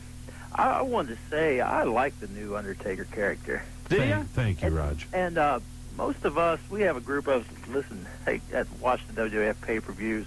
Hardly none of us like the satanic, demonic storylines they had with the old Undertaker. See, educated, professional wrestling fans from Xenia. I wasn't a big fan of the Ministry of Darkness, but before that, I think I liked that kind of Undertaker more so than I like the American Badass, just because it seems like they've ripped off a little bit too much of Stone Cold Steve Austin and DOA to create this character. Now, he cannot carry a microphone very long. Who, Undertaker? Right. No. I thought it was real weak when him and Mick Foley were talking in the ring. You see, and when he was that darker character, he didn't have to carry the microphone to have that presence. Now he has to depend more on his mic skills. And I agree with you. He really doesn't have the same caliber of mic skills as a Rock or a Stone Cold Steve Austin. I just thought that whole beginning of Raw was just... I thought Foley was reaching for what to say, and 26 minutes of non-wrestling action. Mick to his defense, Mick had actually just gotten off the plane from Asia. Well, you can't do it all the time. I mean, there's going to be, you got good days and bad days. Anything. Yeah, we've certainly had those on this show. But Mick had a little bit of jet lag, and you could see it when he made the mistake, saying it was going to be a 6-man championship tag team match. But, certainly Mick has done enough good things that once in a while he's going to slip up, and we can't bash him too much for it. One of the things we talked about, though, no opposition Monday night. Mm-hmm. What a great time to try to build some of your storylines without worrying about somebody flipping to another station to see what action is going on. Where were you going to turn Monday night? Oh, you didn't have a choice. And WCW needs to capitalize a little bit more. I know that Bob Ryder from OneWrestling.com made it this point on his website yesterday or today, that Raw went, as you said, 22, 26 minutes without a commercial break. Nitro needs to do that same kind of thing. Maybe at like 10 till 9, 5 till 9, start a hot angle, a hot storyline, and carry it over till 9:15, and keep people enthralled and preventing them from flipping over, at 9 o'clock. Is the next pay-per-view, is there any word of Stone Cold? I know they said that some of the promos had pictures of him. No, WWF.com said that Stone Cold Steve Austin would not be at the pay-per-view. That was because a lot of the advertising earlier this year when it was made up had him featured to be a part of it. Obviously, that's not going to happen. We are hearing a rumor that because Raw is in Texas, it's close to his hometown, that he may make an appearance this coming Monday. Oh, that'd be great. Another thing, did you hear anybody that caught the Springer show this morning? We talked about it earlier. Bill Dundee. Yes, I caught. There's a guy that works with us. Stopped, picked him up. He's got it on TV, and I said, "That's the superstar Bill Dundee." A lot of people talked about it. Trust me, if anybody knows Memphis wrestling, I said I know that was who was the guy on the end? I didn't see the show. I know that Bill Dundee. PG-13. Yeah, Jamie Dundee, Bill's son, was a part of that show as well. Were they playing characters? Oh yeah.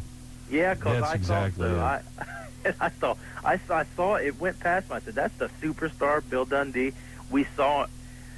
They used to come to Springfield back in the mid '80s with the USWA, right. Lawler and them at the Minnesota Auditorium. We'd go up there and watch them, and it was a great venue. I mean, we saw Lawler drive into McDonald's in like a '75 Chevy Impala, and it was like we're standing in line beside. It was just back the way it used to be. How you could almost be right beside him, right in town, eating with him. Bill Dundee used to be one of those guys who could get right out of the ring and leave the arena, not take a shower or anything. As soon as he was done, he would messed up. He would take a bullet. I mean, it was like a beeline, right from the ring, out the arena, out the door into the parking lot, get in the car and go. Well, it sort of tells you what Springer's show is every morning. Well, they had leaked it a day before, so if you had looked on the internet or heard a few of the hotlines, actually they had said that Bill and who else was it? Jamie, rather, were going to be on there. So if you wanted to set a VCR or you weren't a regular Springer watcher like Shawn you is. are. All right, so I watch Springer, man. Excuse me. Some of us work. It's right. I walked in on. I missed. I was working and missed the first part of your show. I didn't catch it. Oh, another quick thing, a little request. Do you ever think about doing a show with somebody with some history on the old promotion that traveled through Dayton, Detroit, Cincinnati? Like who? Big Time Wrestling? Yeah. That was the old Bobo Brazil, Fred Curry, Pampero Firpo. The original eighth wonder of the world, Pampero Firpo. I loved him. Do you happen to have ESPN Classic? Yeah. Do you watch Saturday mornings, the golden age of pro wrestling?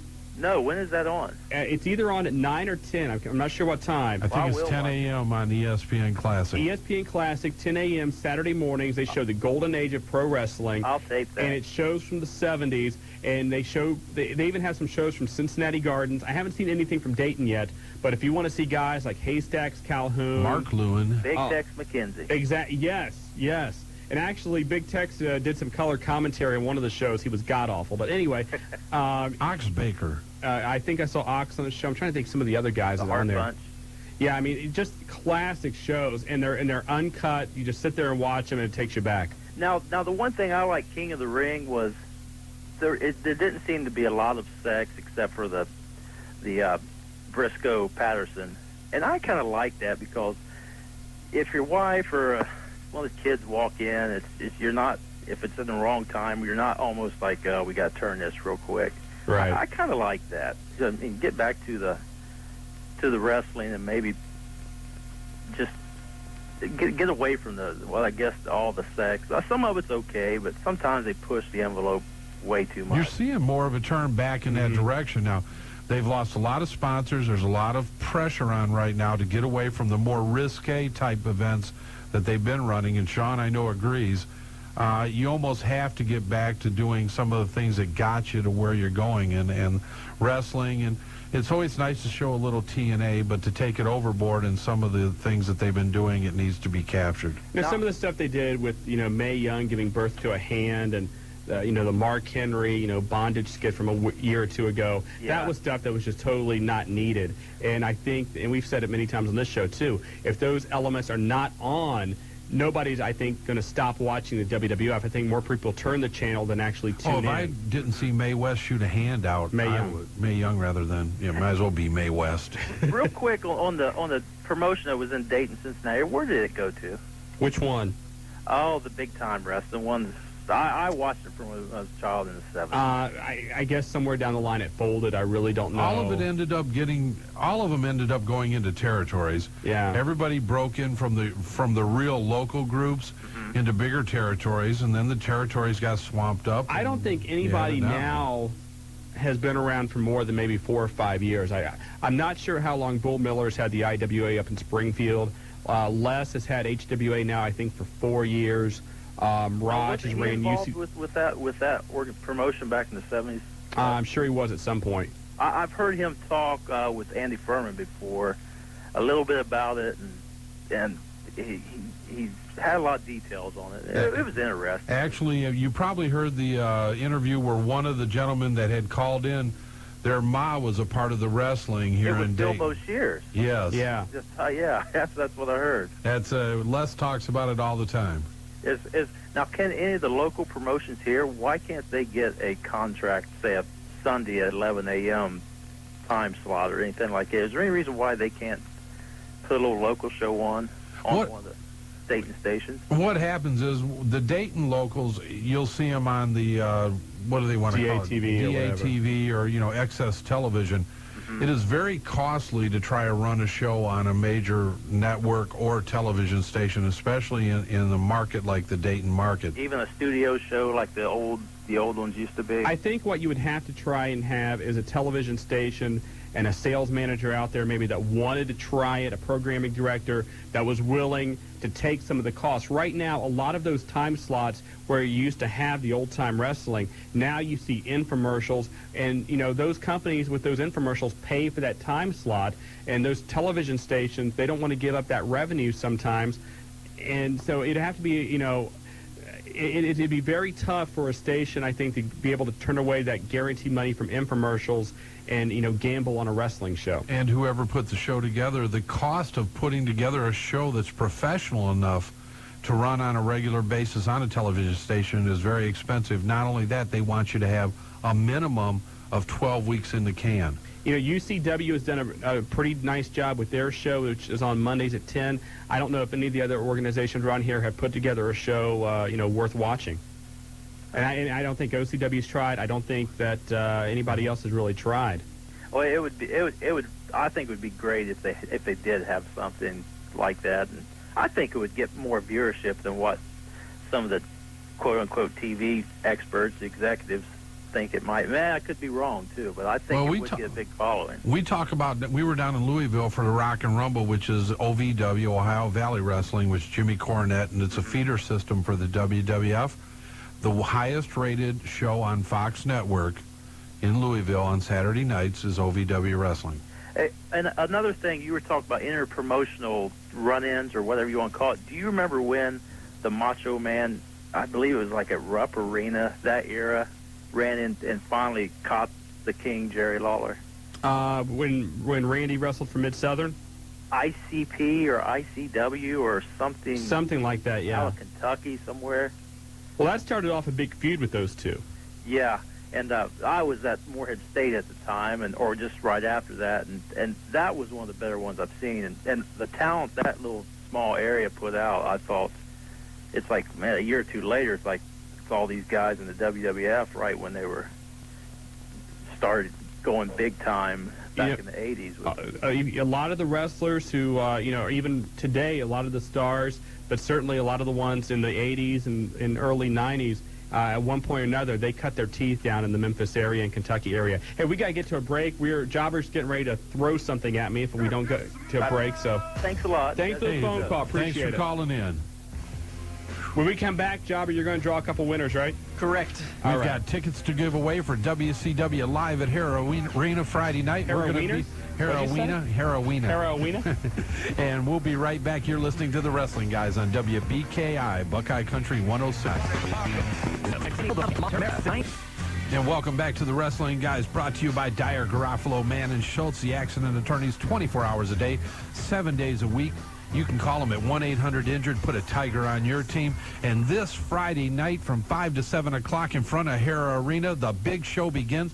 The Wrestling Guys, along with WBKI morning personality Karen Kelly, we're going to be doing a live remote before WCW show. We're going to have a lot of giveaways. We're going to do a lot of things. We're going to upgrade tickets. You got to bring your wrestling guys signs to us. We're going to have Nitro tickets. We're going to do a ton of things, and we're going to have a great time. And, Shawn, you're over there getting some hot news fast breaking off the Internet. What's going on? Well, I was taking a look. There's a report out that Triple H has a pinched nerve in his back, and it may or may not keep him out of fully loaded. Right now, they don't think it will, but I guess he's going to take some time off for a few weeks to heal it up. And if this report is true, then it looks like Chris Jericho probably more will get the win at fully loaded. So you may want to keep that in the back of your head when you're watching the pay-per-view this Sunday. Should be interesting. Keep an eye out and listen to the Wrestling Guys hotline at 2850991. If that information does break, it'll be updated, and you can catch all the news that is news on our hotline 24 hours a day, 7 days a week. Also, just did a quick search through Ticketmaster. Nothing for the World Wrestling Federation in Indiana right now. So if anything pops up, we'll let you know. All righty. Let's go ahead. You want to give away some tickets? We got some tickets for Friday night. Jobber, you've got the hat over there. You've got all the entries we've had. You're Go large ahead. and in charge. Okay. I guess if I turn my microphone on, that would help, huh? So Jobber is right now got the names. Go ahead, pull them out. Okay. Looks like our first winner is Greg Gray from Riverside. Greg Gray, yay! Hey, all right, man. Greg Gray, 2 tickets to WCW. And, Greg, you got to stop in and see the Wrestling Guys at our live remote with Karen Kelly before the show. And who's next? One more pair. The second pair goes to Greg Segda. Greg Segda, yay! Yeah, all right, couple of Greg. Gregs. So. Couple Gregs getting, each of you getting a pair of tickets. You can pick them up here at the station anytime between the station hours of, what, 9 and 5? Business hours, 9 to 5. Actually, yeah, you got to get them before 5 o'clock on Friday, or they once again become property of the radio station. So head out here, 101 Pine Street. You got to have some ID with you. So and there are a lot of people that would love to have them tickets, so get over here and pick them up, guys. Absolutely. It's a lot going on, but the phone lines have been firing away tonight. I think everybody's pumped up about the big WCW show, and the Wrestling Guys going to be there doing their live remote. But let's go to line 8 from Huber Heights, the flamethrower himself, Rob Dalton. You've got the Wrestling Guys. Hey, guys. How's it going? How you doing, Rob? I'm doing pretty good. I got a question about ECW for you. Okay. Do you have any idea if Paul Heyman's planning on giving Rob Van Dam the world title anytime soon? Yeah, good One of the question. most discussed questions in ECW history. Sooner or later, he has to. The guy's held every major championship. We've talked about it. One nice thing, he held the... How long did he hold the TV title? Oh, God, forever. Under 2 years. Yeah. You know, the one thing Paul Heyman likes to do is what everybody expects for him to do, he doesn't. Everybody was waiting for the time Jerry Lynn would finally beat Rob Van Dam. It didn't happen. Everybody was waiting for Rob Van Dam to go after the world title. At this point, it hasn't happened. Everybody was waiting to see Tommy Dreamer win the ECW world title. That hasn't happened.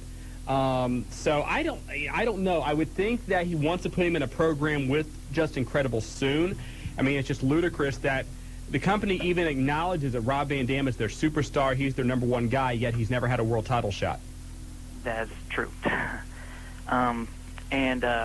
I kind of missed the beginning of the show, so I don't know if this one's been brought up about the bad gimmicks. Yeah. But Giant Gonzalez. That's one. You're good. That's a good one. The suit was worse than the gimmick. But we didn't bring it up. That's a new one. For those of you that maybe didn't or too young to remember, Giant Gonzalez had this full suit that was made to look like a muscular body.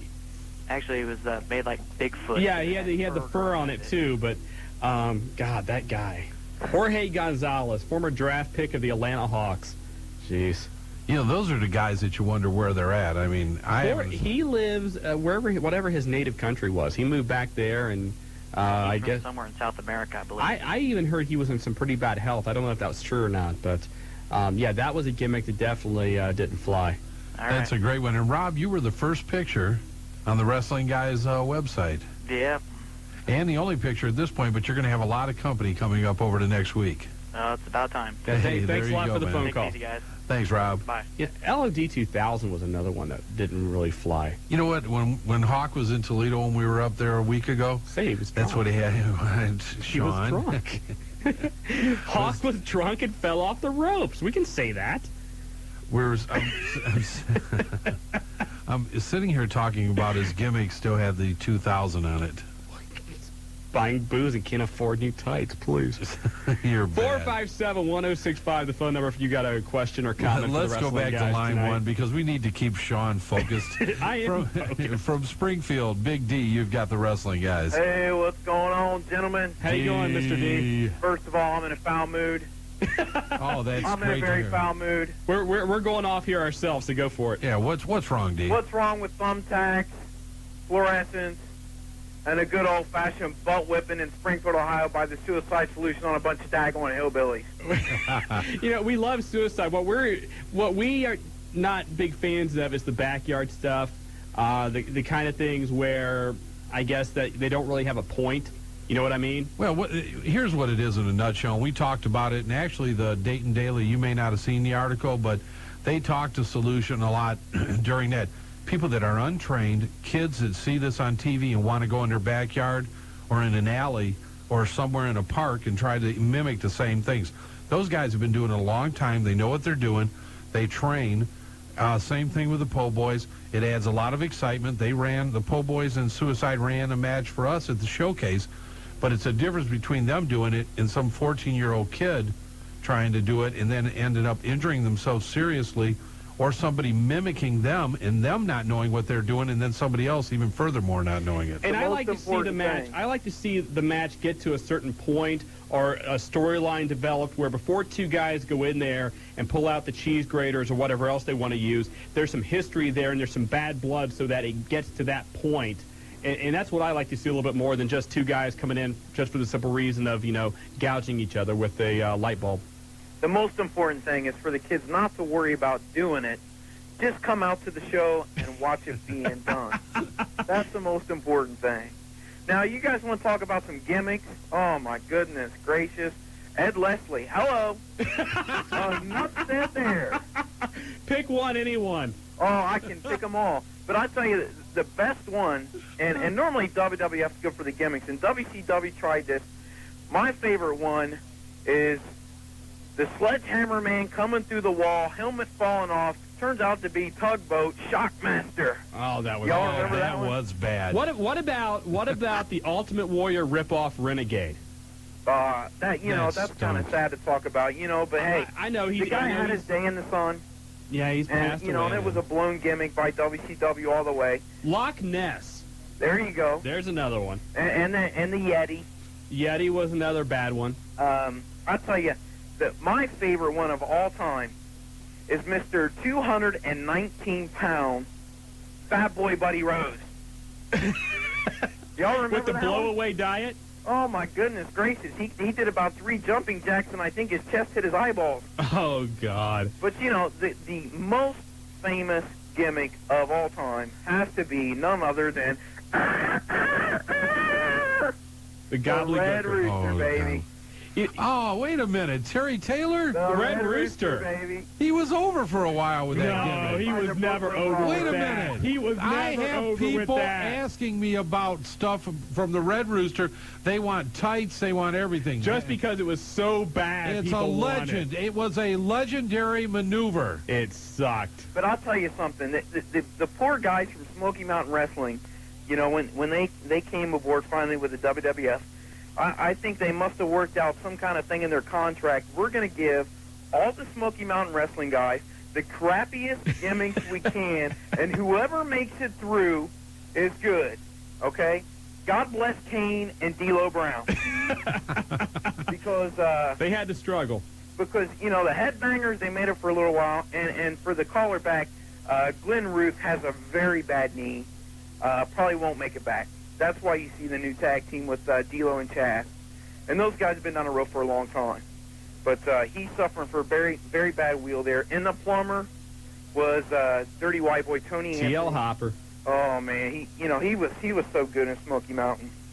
And it's a shame. He's a former Smoky Mountain champion there. But I'll tell you, to hook him up with them, and then, Uncle Zebekiah was another good one. One guy who had his total, image change, and it really wasn't changing his gimmick per se, more his attitude, was Hacksaw Jim Duggan when he came from Mid-South to the World Wrestling Federation. Because in Mid-South, he was a tough guy. He was a guy you didn't want to mess with. And then he became a caricature of that in the World Wrestling Federation. And I'll tell you something. He's one of the great ones going. I've got a 2x4 actually of him that he used in WrestleMania 4. I actually have an autographed 2x4 when I helped do King of the Ring for when it was in Dayton. Did some promo for that. I was at the show. And he's real gracious with those 2x4s, and yep. And that's a good thing. But I'll tell you, gimmicks, man. Either make or break. I mean, you sit back and you think, when some of these gimmicks came out, I mean, who would have thought Stone Cold Steve Austin? Well, you wouldn't. That's the whole key to it. That's the whole thing. Everybody, a lot of the people we're talking about right now, you go back to Kane. Kane's over. You go back to Isaac Yankem. He wouldn't be in wrestling right now, or he'd be somewhere else. You got the Road Dogg when he was Jeff Jarrett's, assistant. Roadie. The roadie. Yeah. The list goes on and on. Most of these guys at some point in their career have a gimmick. They really aren't too proud of. Thank God somebody repackaged them. Yes. I'll tell you what, Al Snow and Jacobs had a really good gimmick down in Smoky Mountain. He was the Punisher, and he came out with chains and had a chain mask on. He looked pretty tough down there. Hey, we got to get to a break. We appreciate the phone call. All right, guys, have a good one. Hey, Big D, thanks for calling. Great call. Duggan should never have taken that drive with the Iron Sheik. That's what killed his career right there. It did, I'll tell you, it took a lot out of it. There's no doubt. And maybe we'll talk about that when we come back. You're listening to the Wrestling Guys on Buckeye Country 106.5. Buckeye Country 106.5, brought to you by Dyer, Garofalo, Mann, and Schultz. Not a lot of time. Want to remind you, though, this Friday, 5 to 7 o'clock, Hera Arena. The Wrestling Guys, we're going to be there, and we're going to do it all with Karen Kelly.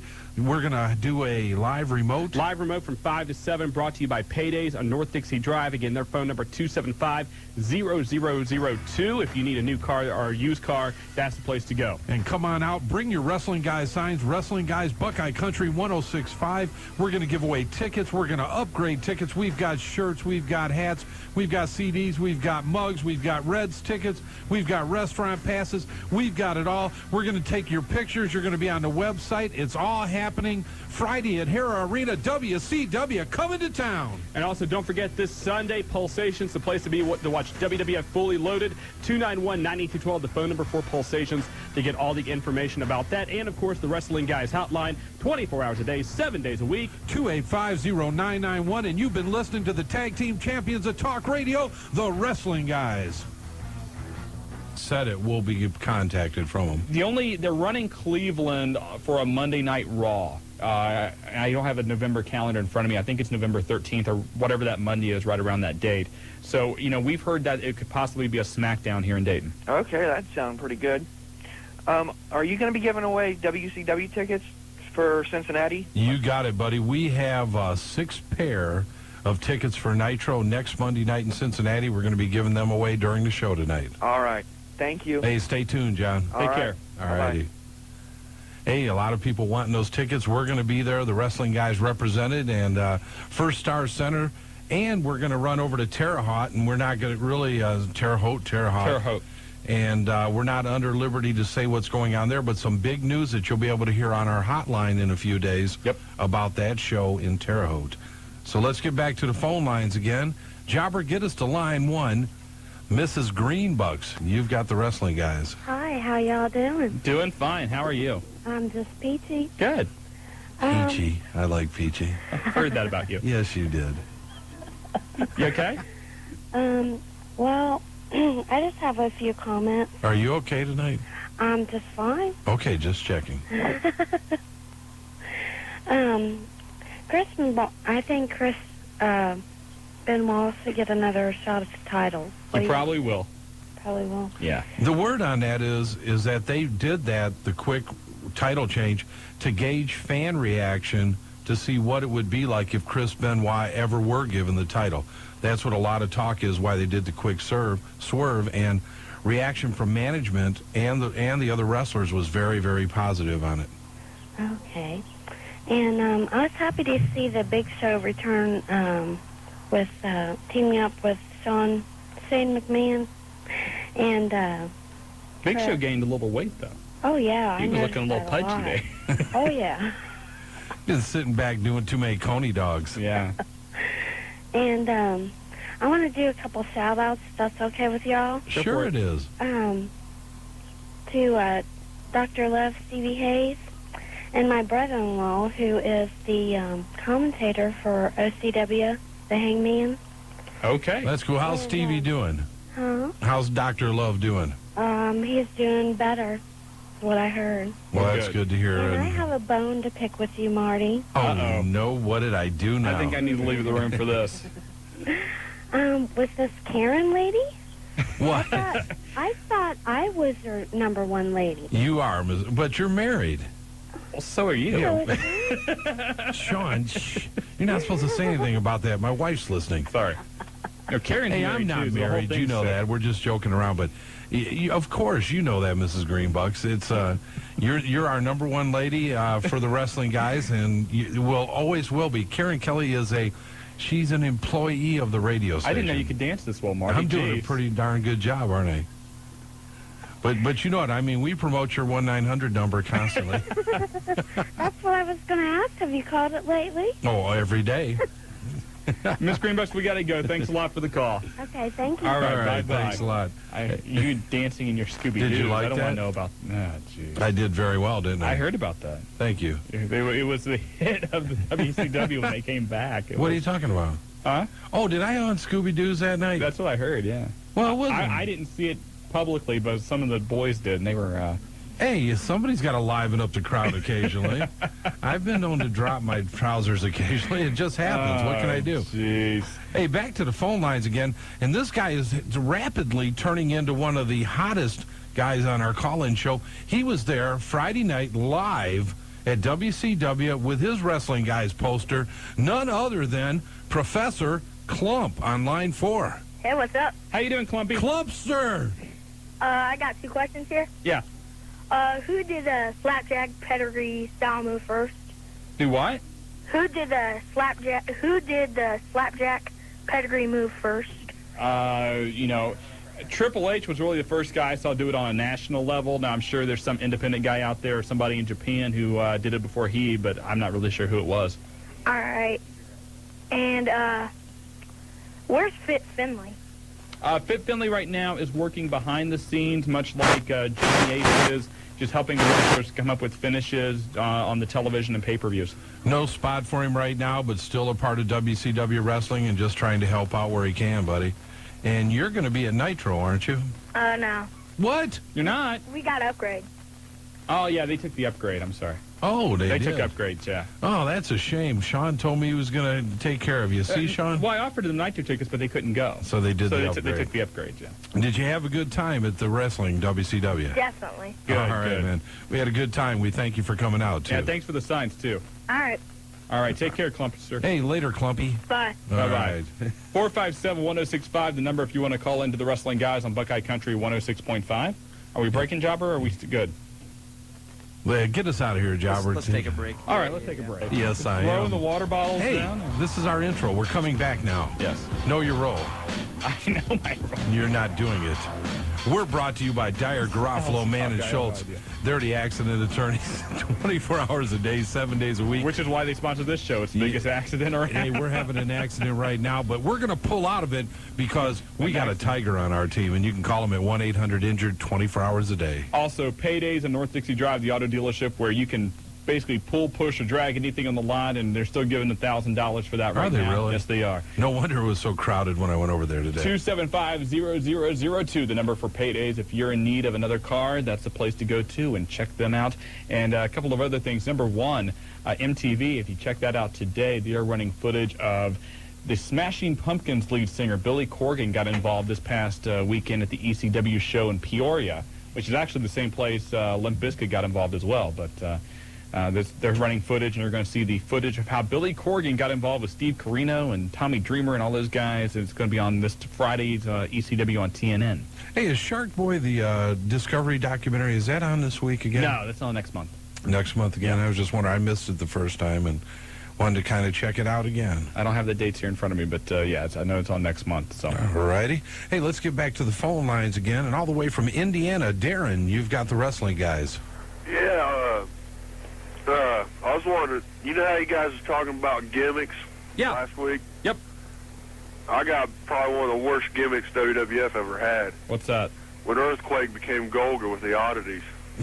You know, it was fun. I liked that, actually, because of the whole Cartman thing, when he came out with the giant Cartman doll and the Cartman shirts. Like, I'm a big South Park fan, so I kind of got a laugh out of that. But, yeah, he really didn't do that much to it. Actually, the whole oddity thing was kind of weak, too. The whole gimmick wasn't, as you can tell, where are they all at?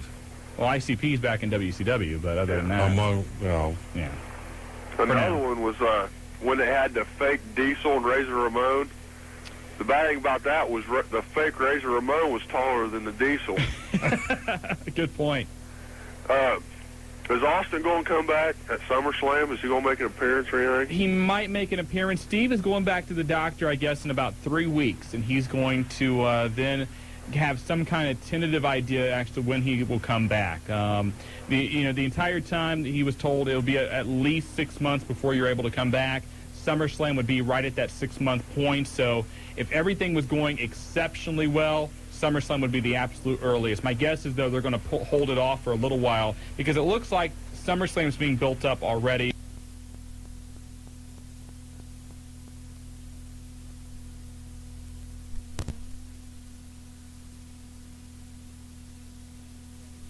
Rock, Triple H, and Kane in some kind of a three-way. But if you see Austin, my guess is they'll hold it off for a big pay-per-view, either Survivor Series or maybe even all the way up to the Rumble or WrestleMania. The other thing, they haven't really needed Steve. I mean, at this juncture, if there was a need, ratings had dropped, or they felt that the other players and the other talent had to come along as well as they have, you probably would have seen Steve Austin in some type of vignette, some type of mic-type work. They haven't really needed him. Numbers are there. Everybody's doing a great job. So when they do use him, you're going to see some blockbuster ratings. I know Austin is a big part of this cookbook coming out in October, so my guess is he'll probably hit the media circuit with that. You're also probably going to see him maybe come back a little sooner than normal if Triple H indeed needs surgery. And also, too, The Rock is going to be filming a movie in December and January. And even though the shooting schedule is going to be built around The Rock's wrestling schedule, my guess is The Rock may need a little bit of time off during those 2 months. And so you may see Steve coming back full guns at those times. Okay, what about Billy Gunn? Didn't he get a separated shoulder? Torn rotator cuff. Hit with that bar. Yeah, torn rotator cuff. Billy Gunn is about 2 months away from coming back. Actually, we've been in talks with Billy Gunn to bring him into the Miami Valley for some autograph appearances. Look for Billy Gunn late September, early October. A lot of talk on the internet about him right now, but I don't think you'll see him until that time frame. I know he had some kind of little bit of a problem during his rehabilitation, which kind of pushed the schedule back a little bit. Do you think when he comes back, he might bring his old partner back? I like to see that.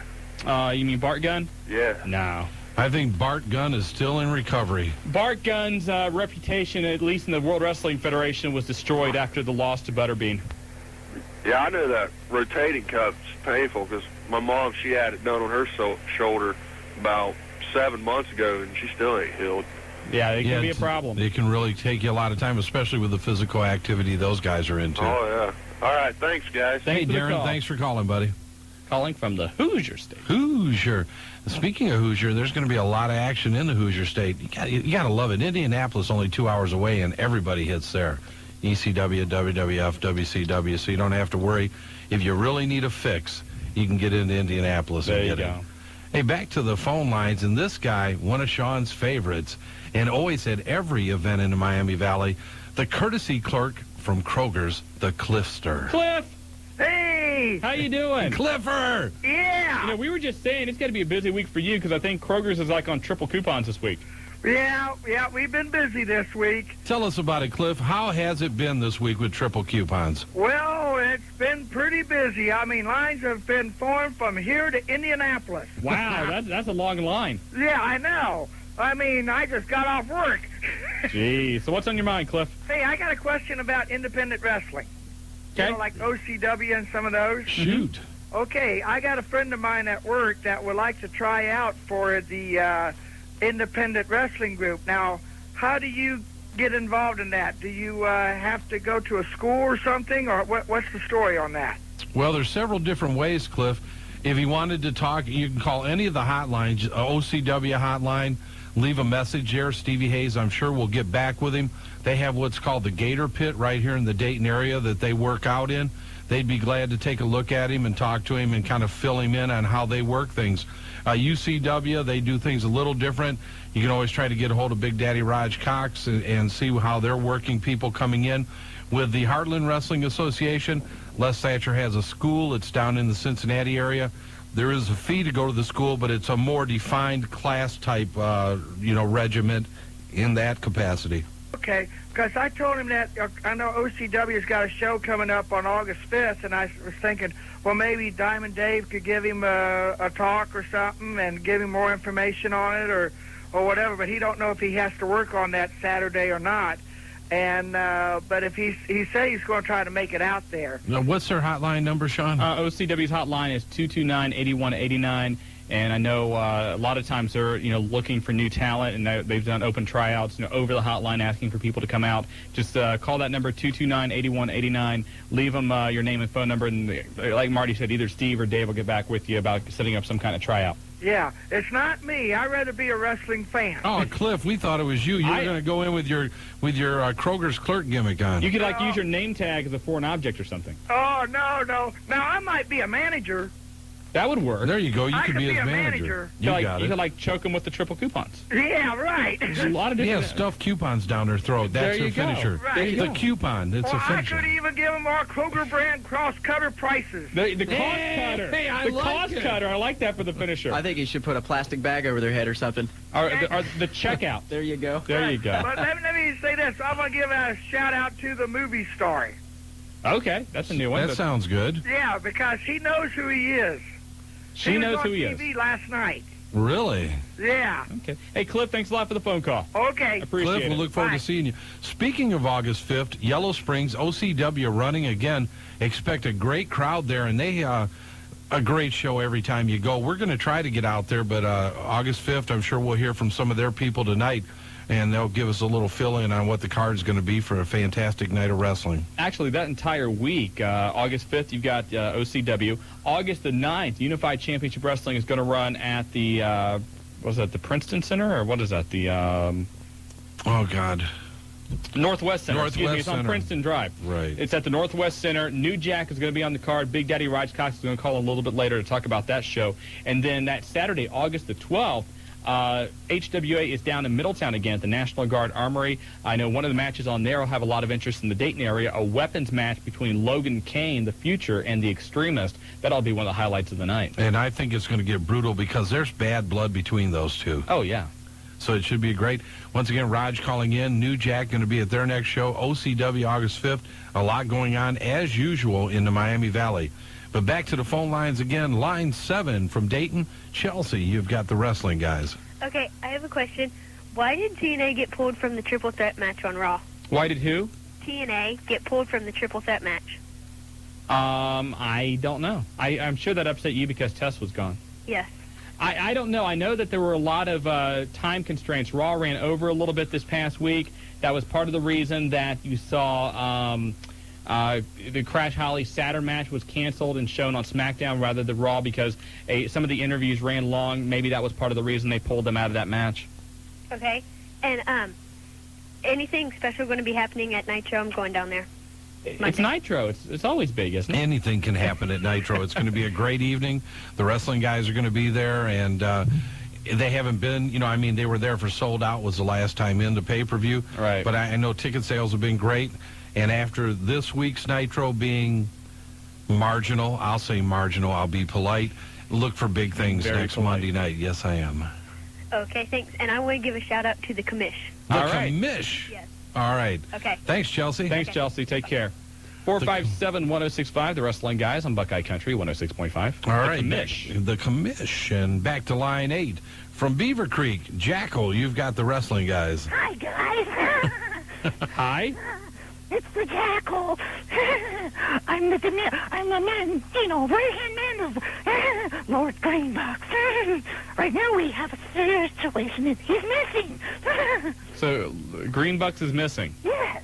Uh-oh. He's probably just overseas or with the Queen or something. No big deal. He was supposed to be on that flight. Went down. Okay. Hey, we got to get to a break. Thanks a lot for the phone call. 457-1065, the phone number for the Wrestling Guys.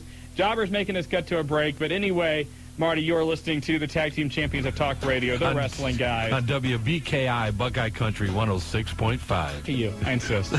Welcome back to the Wrestling Guys on Buckeye Country, brought to you live. Yes, live. Yes. Dyer, Garofalo, Mann, and Schultz, the accident attorneys. If you need help, put a Tiger on your team 24 hours a day, 7 days a week by calling 1-800-INJURED. Don't forget also, if you need your wrestling news 24 hours a day, 7 days a week, the place to go, the Wrestling Guys hotline, 285-0991, updated anytime something happens. It's a great hotline. Professional athletes all over the country call it. We have actually gotten so many compliments on our hotline. Shawn does a great job. Willie F. on the weekends. I make a guest appearance occasionally. But it's a great avenue for you, the listeners, to find out what's going on daily.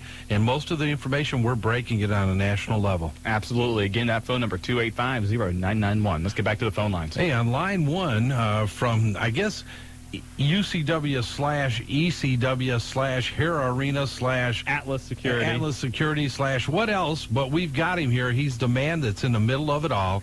Sam Wise, you've got the Wrestling Guys, Sam. What's up, guys? What's up, Shawn? What's up, Marty? How's it going? Good, Sam. Good. Hey, I was calling, I tried to get a hold of you guys last week to give you the exclusive on the XPW-ECW situation. You know, myself and Big Daddy Raj Cox, we were right in the middle of it, baby. You know, I watched that tape about 2 or 3 days ago from the pay-per-view, and you were in there ripping off the T-shirts from the XPW guys. Did that actually get on tape? Yes, it did. Okay. I don't know nothing about that. You'll find out when the court hearing is scheduled, Sam. Yeah, well, it was an interesting situation. You know, a lot of people were asking, was that a work or was it a shoot? It was definitely a shoot. No work about that at all. There's no collaboration whatsoever between XPW and ECW. I mean, there's no friendship there at all. You know, Sam, one of the things XPW is alleging is that ECW actually set up the entire incident, that all the guys were in the locker room waiting for the signal to come out and cause a ruckus, and then blame XPW for ruining an ECW pay-per-view, when in fact XPW claims they weren't doing anything that bad or anything that wouldn't have been accepted at a WCW or a WWF show. Right. Well, it wasn't set up, at least not on our part, other than the fact that we were aware that XPW was in the house and that they were there. You know, nothing was set up. We didn't have anything planned. You know, why? Actually, if you think about it, it would be like us shooting ourselves, ECW shooting themselves in the foot, because, you know, a lot of that stuff got on tape, and you don't want a lot of that stuff on tape. You know, so no, it wasn't set up at all.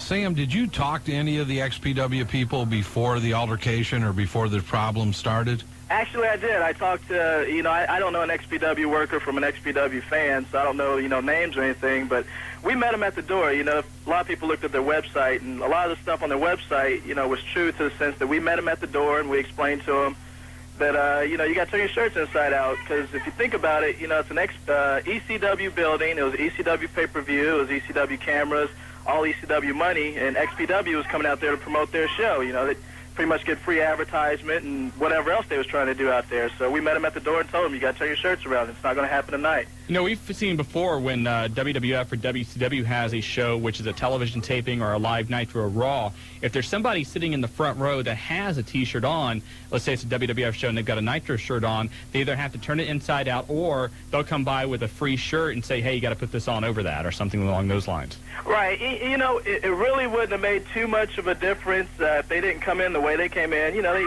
there was about 10 or 12 of them, 6 of them at least sitting in the front row. And also on top of that, you know, there is some litigations that was going on between XPW and ECW before all this even started. You know, before they even came in the building, there was heat there. There was litigation between the lawyers, and you know, so that was the reasons for them having them turn their shirts inside out. And also, the XPW website had been basically threatening that they were going to do something to try and disrupt the pay-per-view, so they kind of brought it on themselves. Exactly. You know, if you look at their website beforehand, before their pay-per-view, you know, they said their intentions were to come out there and promote their own show, and you know, even, you know, maybe even cause a little more heat between ECW and XPW. Well, they got the heat they wanted, I tell you that. Well, Sam, what was the breaking point? What actually was the ignited the event or ignited the problems? Well, I was right there at Ground Zero when it all happened. Because if you ever watch Atlas Security, we all sit in the corners of the show, and you know, we're out there. You can see us too, and during the matches. And if you're watching the tapes of the pay-per-view, there's a couple of them sitting in the front row, and through the whole night, they had been communicating back and forth between themselves, and some guys are even up in the balcony. But anyway, they eventually got to the point where I started reading their lips, and they said that they were going to stand up and turn the shirts inside out, cause a commotion during the main event, and get the heat off of the match and onto themselves. So they did what they said they were going to do. They stood up, and actually they had a porn star. Can I say porn star on radio? You can say that. Yes, you can. Okay, I'm going to say it anyway. Porn star. They had a porn star on the radio, in the front row with him, and she stood up to take off her top. And, of course, that's going to draw the attention of the crowd to the XPW people. So when she started to do that, Atlas went into action. Okay, but a lot of initial people were saying that somebody had slapped Francine or had grabbed Francine or something of that nature. Basically, they were starting to do something in the stands that would have been detrimental to the show. They started to do something in the front row. If they were way up in the stands, we could probably care less, because a lot of it probably wouldn't have made on TV or whatever. But they were right there in the front rows during the main event. And no, it didn't have anything to do with Francine at all. Actually, that was kind of a work on Joey Styles' part to, put the attention back on the ring and not let people know that at the time XPW was causing a commotion. Sam, can you give us some kind of description on the outside of the Grand Olympic Auditorium, what that was like with the brawl that happened? What brawl? I didn't know there was a brawl. Outside, I can't sit here and... There were rumors about a brawl, right, Sam? What's that? There were some rumors. Can you talk about the rumors you heard of a brawl? Do you believe everything that's on the internet? I don't know. But, we ended up escorting XPW outside, and I tell you what, one thing that did happen, Paulie came out to see what was going on, because, it was a big commotion, and, Paulie's got a lot of money invested into the pay-per-views and whatnot. He came out there to see, exactly what was going on, and, from there, a couple of XPW guys actually threatened Paulie in the verbal sense and in the physical sense, so, people felt like they had to protect Paulie. But New Jack and Big Sal and a couple other guys took him to town, right? That's what you heard. Well, they were just there to make sure that nothing happened, that they didn't follow up on the verbal. My eyesight was bad that night. I don't remember who was out there. I don't know if I was out there. I don't know. Sam, thanks a lot for the scoop. We appreciate the phone call. Hey, no problem. And just let you know, I'm sitting here chilling out with Big Daddy Raj Cox, and he plans on calling in a little later and letting you guys know about the UCW show. Hey, we're looking forward to hearing from Raj, and I know he's recovering. Didn't he break his pinky or something there, Sam? Yeah, we thought he broke his finger, his pinky of all things. Big guy like that breaking a pinky, go figure. I thought he, sprained his ankle jumping over the guardrail. That was pretty agile for him. You know what? Every show we do, I think he sprains or breaks something and recovers the next week. I think he's just trying to put himself over, but, Hey, thanks a lot, Sam. No problem. All right, brother. Thanks, Sam. Take it easy, man. Sam Wise from UCW Atlas Security also, so let's get a little insight there. And Sam called us that night to kind of give us some insight on the hotline, to let us know what had actually happened, that, they were pushed into it. And the bottom line is that, and we talked about it extensively last week, they have to do a job, and it's a tough job at times. But when people are threatening your business or threatening your people, you have to do some things, and that's what they're there for. And that's all they did. They weren't the aggressor; they were basically the protector. But sometimes that can be looked at differently. Absolutely. Hey, this past Sunday, Pulsation's the home for another pay-per-view. Fully Loaded was out there, and again, that is the place you want to go to anytime a pay-per-view is on in the Miami Valley. Wrestling-wise, go to Pulsations, and tomorrow night Pulsations is a ladies' night, and always a big time for that. So their phone number 291-9212, located in the Normandy Square Shopping Center behind Blockbuster. And I'll tell you, you always have a great time at Pulsations. WCW, after we ended up leaving Hara Arena the other night, invaded Pulsations. Shawn Stasiak, Palumbo, O'Hare, Dave Penzer, 3 Count, Young Dragons, Guerrero, all of Flash, us, Huey. I mean, we all headed to Pulsations because that's the place to go. That's where the Scooby-Doo boxers were. No, it wasn't. Oh, those are diamonds. No, they weren't. The Scooby-Doo boxers were at the Springs. Oh, that was at Springs. I'm sorry. We were at the Springs, Shawn. Yes, sorry. You know what? You're the type of guy that starts stories on the internet that are false. No, I do not. No. That's not me. If you want to know who did you hear it from? You can charge me with a lot of things. Don't charge me with that. Well, you just did on the radio. You tried to say that the Scooby-Doo Boxers was at Pulsations. Right, that's where I thought you had said that they were at. But no, they were at the Springs. They So were I at stand the corrected. Springs. Thank you. No, it was the hit, though. Let me tell you the next day. It was the hit. Hey, you got to have a good time. It's tough, but somebody has to enjoy themselves. Anyway, going back to Fully Loaded a little bit, we, at least I did, criticize WWF a little bit because, again, you had a situation where you had Jericho, you had Kurt Angle, and you had Chris Benoit, 3 guys who were on that upper mid-card level in the WWF, and I think that was a perfect opportunity to take one of those guys and put them into the top, to the top level. Yeah, that's exactly. What a nice word. Thank you. Did you look at the dictionary today? No, you had your big word last I'm week. Sorry, plethora, yes. Plethora. Anyway, though, Echelon, I think they missed a golden opportunity to do that. I think they are in need of having somebody else who fans can consider a top-level main event challenge. Certainly, The Rock is up there, The Undertaker, Kane, Triple H. Steve is out, and they keep trying to put the Big Show up there, but I don't think he does a very good job at it. The bigger Big Show? The bigger Big Show. But there's only really 4 or 5 guys in the last couple of years that have been at that level, and I think that the fans, we've talked about it before, are tired of seeing those same guys recycled in different combinations. I think they blew a golden opportunity to have Jericho get that push and put him up at that level. I think that the loss he had this past Sunday may set him back a year. From being a serious challenge because he has done a lot of jobs lately, and they've been clean. Right. It's not as if they were gimmicked up. But, it's a good point. What did you think, and we talked about a little bit earlier, about Benoit winning and losing the title in that type of 3-4 minute time span? It was cheesy. I think that anytime you have a finish of that type, it can really it can do you more harm than good. The Rock, I think, had to come out of Fully Loaded a winner because that's a guy, too, that has done a lot of jobs in the last 3-4 months, and he needed a win, I think, to keep his status as a top-level champion. I think Angle should have either won over The Undertaker or Jericho should have won Triple H, and neither one happened. Angle got squashed. I saw it being Angle. No way he could have won. I don't think he should have got squashed, though. I agree. That was not the time and place to do it. Consequently, I thought Jericho would go over. I thought it was the time for it to happen. Right. Didn't happen. We all know the story with Chris Benoit and The Rock. Yeah. And probably, though, you got to give it up to Rikishi and Val Venus. The spot of the night, Rikishi with that Superfly death leap off the top of the cage on the Val Venus. But you know what? Every time you do that move, you lose the match. It's good. It's a kiss of death. Every time you do that move, match is over. I think Snuka won. Snuka did it to Jeff Jarrett back at Nitro last year. I think he won that match. But after that... that was a heck of a night, wasn't it? Oh, that was a good night, Tito Santana looked like crap. Well, I know, but still, everybody put their signature move on. Yeah. And Jeff Jarrett basically just coming in and really rolled over and played it for everybody. Did a nice the funny job. thing, too, is about that night, they wanted Bundy to come in because the original idea was to have Jarrett go over on these guys, and Bundy wouldn't come in and do the job for Jarrett, and then they changed it around, and then Jarrett ended up doing the job for all the other guys. And he took a beating that night, literally, physically. He did take a beating. Wrestled 3 times and lost every one. It was pretty crazy.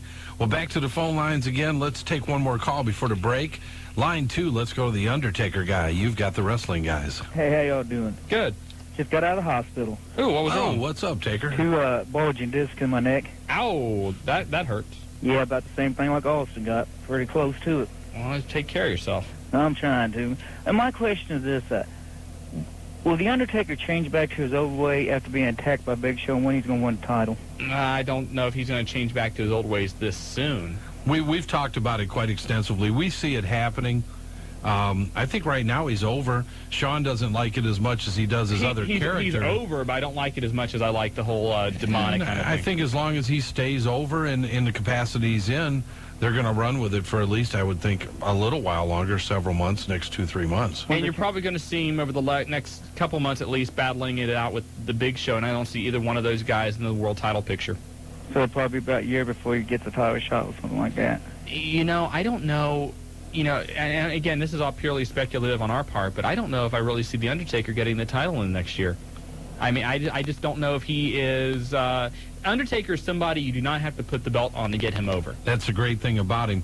A lot of guys, you have to put the strap on them to make them visible. The Undertaker, reputation-wise, everything that goes along with him, he doesn't need that to make him as big as life, and he is. And we've heard rumors, too, that Kane is eventually going to turn heel and go alongside with Shane McMahon, which I assume would set up an Undertaker-Kane feud. Not again. And I don't see, either one of those two guys being the champion during that time either. Yeah, you talk about gimmick last week. I'll tell you the best gimmick everyone in wrestling was. The best one. Bill and Randy Mulkey when they won the match. The Mulkey boys. I love Bill and Randy I liked them, too. That was classic when they won that match. I thought they should have won the titles that year, the Mulkey boys. Well, that was to get them into the Jim Crockett Senior Memorial Cup Tag Team Tournament. And they won that match, and that was hilarious. That was one of the classic wrestling moments of all time. Yeah, and about the fake Razor, what is his name? Is he wrestling anymore? He's overseas. He was known as Big Titan overseas. Big Titan? That's why he's still under, I believe. Okay, and I like Kurt Angle, but he still should be champ. But they screwed up with Kurt Angle. They're making him look like a wuss. It's true. It's true. We're going to go along with it. It's true. It is true. Thanks a lot, Undertaker guy. Bye. All right, buddy. Hey, one thing we want to talk. Do we ever take a break, Joe? Let's take a break. When we come back, we're going to talk about Gordon Solie a little bit. You're listening to the Wrestling Guys on Buckeye Country 106.5. And welcome back again to the Wrestling Guys, the tag team champions of Talk Radio. Shawn Stedham, Marty Adams, Jobber in the house. Jobber, stop watching TV. Jobber's back there watching television, having a good time. We're trying to have a radio show here. Something like that. Yeah, and what is it? Oh, my God, I can't talk about it. What is it? I can't Survivor? I don't know. Hey, we were all checking it out, but this is the place to be, the Wrestling Guys, and we're brought to you by Dyer, Garofalo, Mann and Schultz, the accident attorneys. Call them at 1-800-INJURED. Hey, want to send our thoughts and prayers going out to Gordon Solie, of course, probably the best wrestling play-by-play announcer of all time. Gordon Solie, last year, you might remember, had his voice box removed because of cancer, and since that time, it's been you haven't really heard that much from him. And Steve Kern last week, Friday, was on Dave Meltzer's radio show and kind of let the cat out of the bag that Gordon Solie is basically in the last stages of cancer. It's spread to the brain. And Gordon Solie has said sometime this week he will issue a statement about his condition or what have you. They're going to set up an email address for the fans to email Gordon basically with any thoughts you might have or anything you might want to say to him.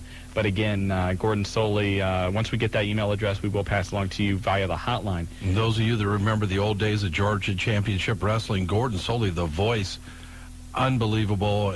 I go back to when I first started watching wrestling, and he was the man that brought it into my home. And Gordon Solie, a very private man, somebody who doesn't like a lot of fuss made about, and so kind of a little upset that this news got out, but at the same time, I think a lot of us, want to have a chance to at least say thank you or something along those lines. So again, once that email address becomes available, we will pass along to you via the Wrestling Guys hotline. And you in the Miami Valley let Gordon Solie know, because even though a very private individual, we've all known that he's had cancer for quite some time. It's still nice to know that the people care. Yeah, absolutely.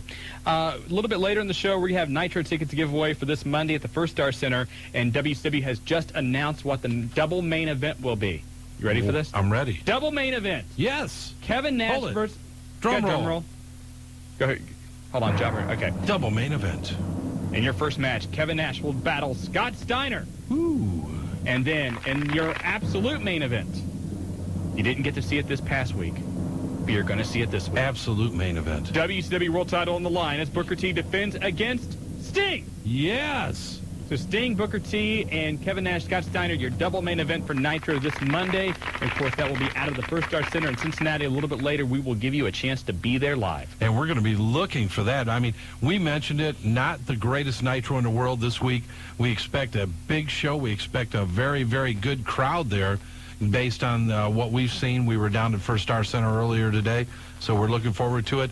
And if you were at WCW at Hare Arena last week and you had your Wrestling Guys posters, a lot of you already have your tickets to go see Nitro. And Sting may be unmasking this weekend. He said he was going to do it this past Monday. Then, of course, he got attacked by Goldberg, and he didn't. So my guess is this Monday will be when the mask comes off. And you can say you were there. Yes, we were. Yes. We're going to be there. Absolutely. 457-1065, the phone number if you want to hop on board tonight. Let's who we got tonight? Hey, let's go to line 3 from Dayton, Ohio. The Hangman. You've got the Wrestling Guys. Hey, Wrestling Guys. How you guys doing tonight? What's Doing up, good, buddy? All right. Well, I'm calling to let you know what is up for August 5th down at John Bryan's Community Center. Go ahead with it. We're going to have the Hip Hop Kid defending his belt against the Waikiki Kid for that light heavyweight belt. Yeah. And then we're going to have Tow Truck from the Wrecking Crew with Dr. Love Stevie Hayes in his corner. And he's going to be taking on Playboy Buddy Magnum for the OCW National title. Is that Buggy or Buddy? Buddy. Okay. Hey, you better watch it, man. I thought he said Buggy. He just called Playboy Buddy Magnum Buggy I Magnum. thought he called him Buggy. I just want to make sure you know it was okay. Nice. I didn't know if he had a gimmick change. Yeah, nice something. work. He buggies around the ring too much, you know. That's the way I call it. Okay. Then we got a three-way dance for tag teams. We got the 420 Twins with the CIA and Dominion and Mayhem, the IOA. The IOA. IOA. Okay. And all right. Agony, you know. Gotcha. You know how those guys are. Yeah, we got it. Yeah. And then we had the newcomer, Johnny Thunder, the Motor City Madman, taking on Shawn Riot. Johnny, it sounds like a 50s thing. Does he like have his like a doo-wop hairdo and dovetail and come out to like Just going to have to grease be lightning? there if you want to know. I think we will. Johnny Thunder. I think so. Sounds like an old DJ gimmick from Yeah, the it 50s. does. Hey, this is Johnny Thunder live to you on Buckeye not country. Buckeye Country 106.0. Okay. Johnny Thunder spinning the hits here, spinning the wax. We got it. Flip a disc, do a thing. Okay, go ahead.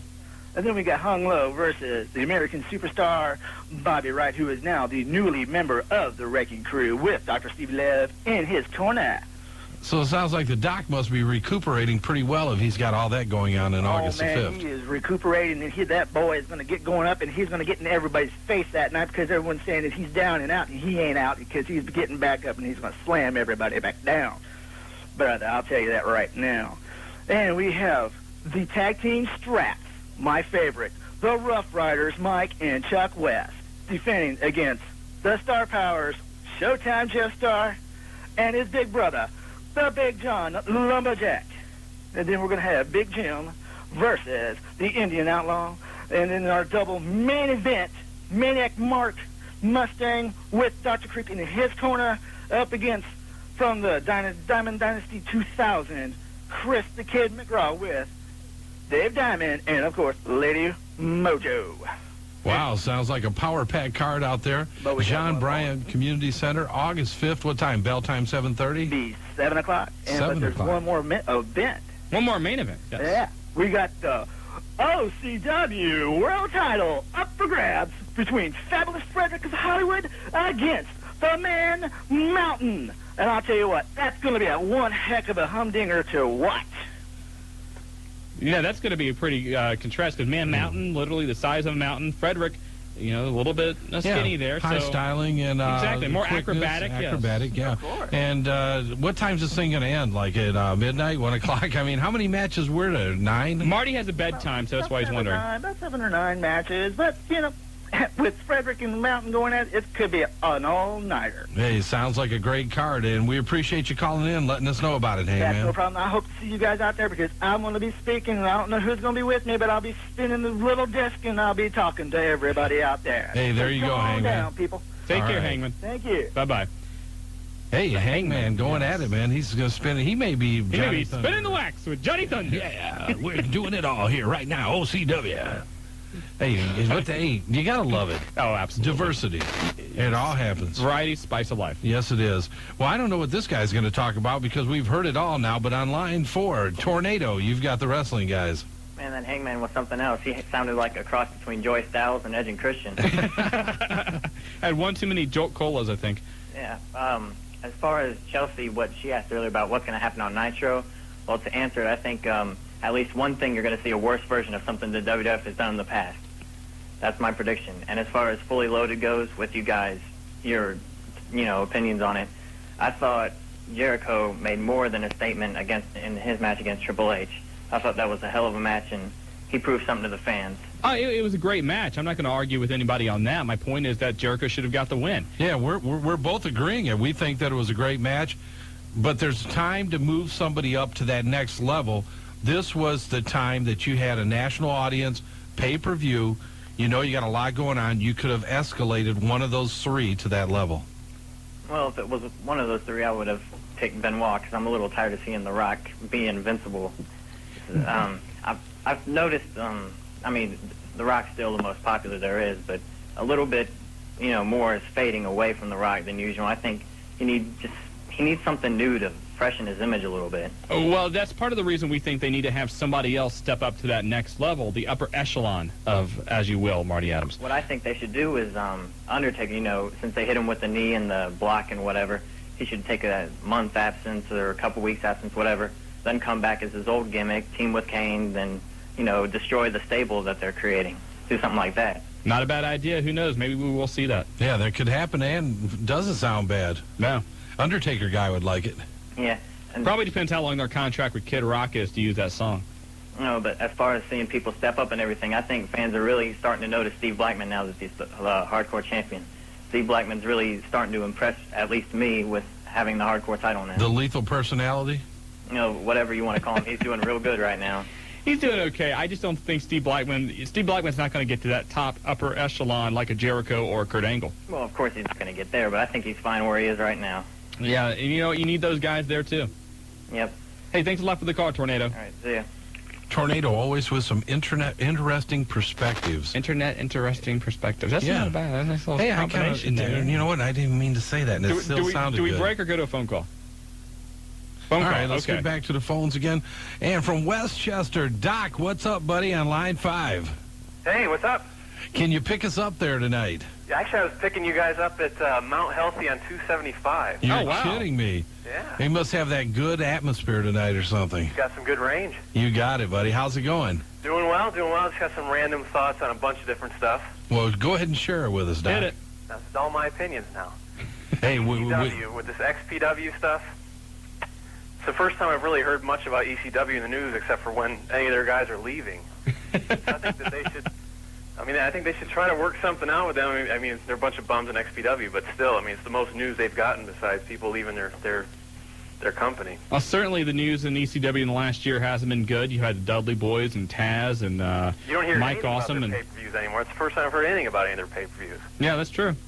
But I don't know if they want to negotiate with them. XPW complain they don't have any money. That's ridiculous also.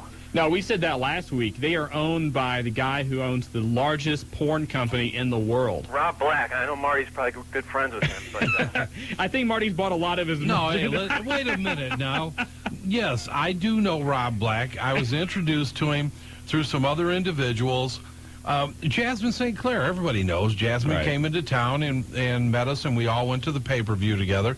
And she used to work for Rob Black in several capacities.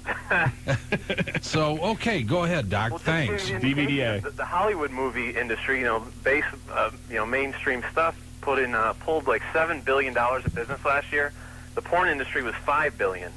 So this guy's got a lot of money rolls to hang out. And Marty didn't buy $4 billion of it, I don't think. Well, those XPW guys even showed up at the building in limousines, so that cost some money too. Yeah, if they really wanted to promote that production, they could really do it if they wanted to. Well, somebody, I can't remember who it was, had a good point. You can't. Those guys can't argue they couldn't afford an ad on a local cable channel during Raw or something like that. They have the money to do much more than just that. It's probably just a hobby for this guy anyway. He's a tax write-off, I would imagine. Well, he wanted to get in a lot more. He offered to buy into part of ECW. Paul Heyman turned him down. He's looked at a lot of different avenues. He offered... And I know this to be fact, he offered Shane Douglas a very, very healthy contract plus a percentage of ownership if he would have came to them when Shane was in his problems with WCW. Huh. So there's money there. There's no doubt about it. Speaking of WCW, I think Goldberg's soft. Very soft. Injury, he's got an injury every other week. Why do you think he's not in the NFL? Well, that injury just happened to be at a time when he was supposed to make an appearance out in Las Vegas at the Nitro Grill, so his appearance has been canceled. Billy's a good guy, but you wonder if sometimes those injuries are a little bit more what's the word I want to use here? Not as serious as they actually are, but they're convenient. Man, we just talked to Billy. He's had his shoulder now. He's had the arm. Because he said yesterday that his shoulder wasn't that bad. We asked him. We were on the phone with him. He gave us a buzz, and we said, hey, we heard you separated your shoulder. Or no, I said, I heard you hurt your shoulder. And he said, it's just a little separation, no big deal, nothing to it. But yeah, he has to miss the appearance. Yeah, but he's catching a lot of flack for not being a team player down there. Well, he did the no-sell on Kevin Nash's powerbomb. He jumped right back up after Booker T beat him this Monday. So Goldberg... you know, he's had a silver spoon in his mouth for the last couple of years. Yeah, he's not on his 150-win streak ride, where he went out there and he squashed everybody, and he could play that role. I mean, now its trend has changed. He has to do a different role, and he needs to really buy into it. And Bill's a good friend of ours, but the bottom line is he's not doing what he needs to do. But why does WCW put up with guys that do this? I mean, if this guy was in the NFL, he wouldn't be able to call his own plays. He'd have to go along with the team plan. That's what a lot of people in the company are asking. Well, and we're hearing, from what we're hearing, is that, you know, the old saying, the inmates are running the asylum. That's where they're trying to get to control. Brad Siegel, from what we understand, out on the road for the paid televisions and for the regular televisions, trying to make sure that things are done right.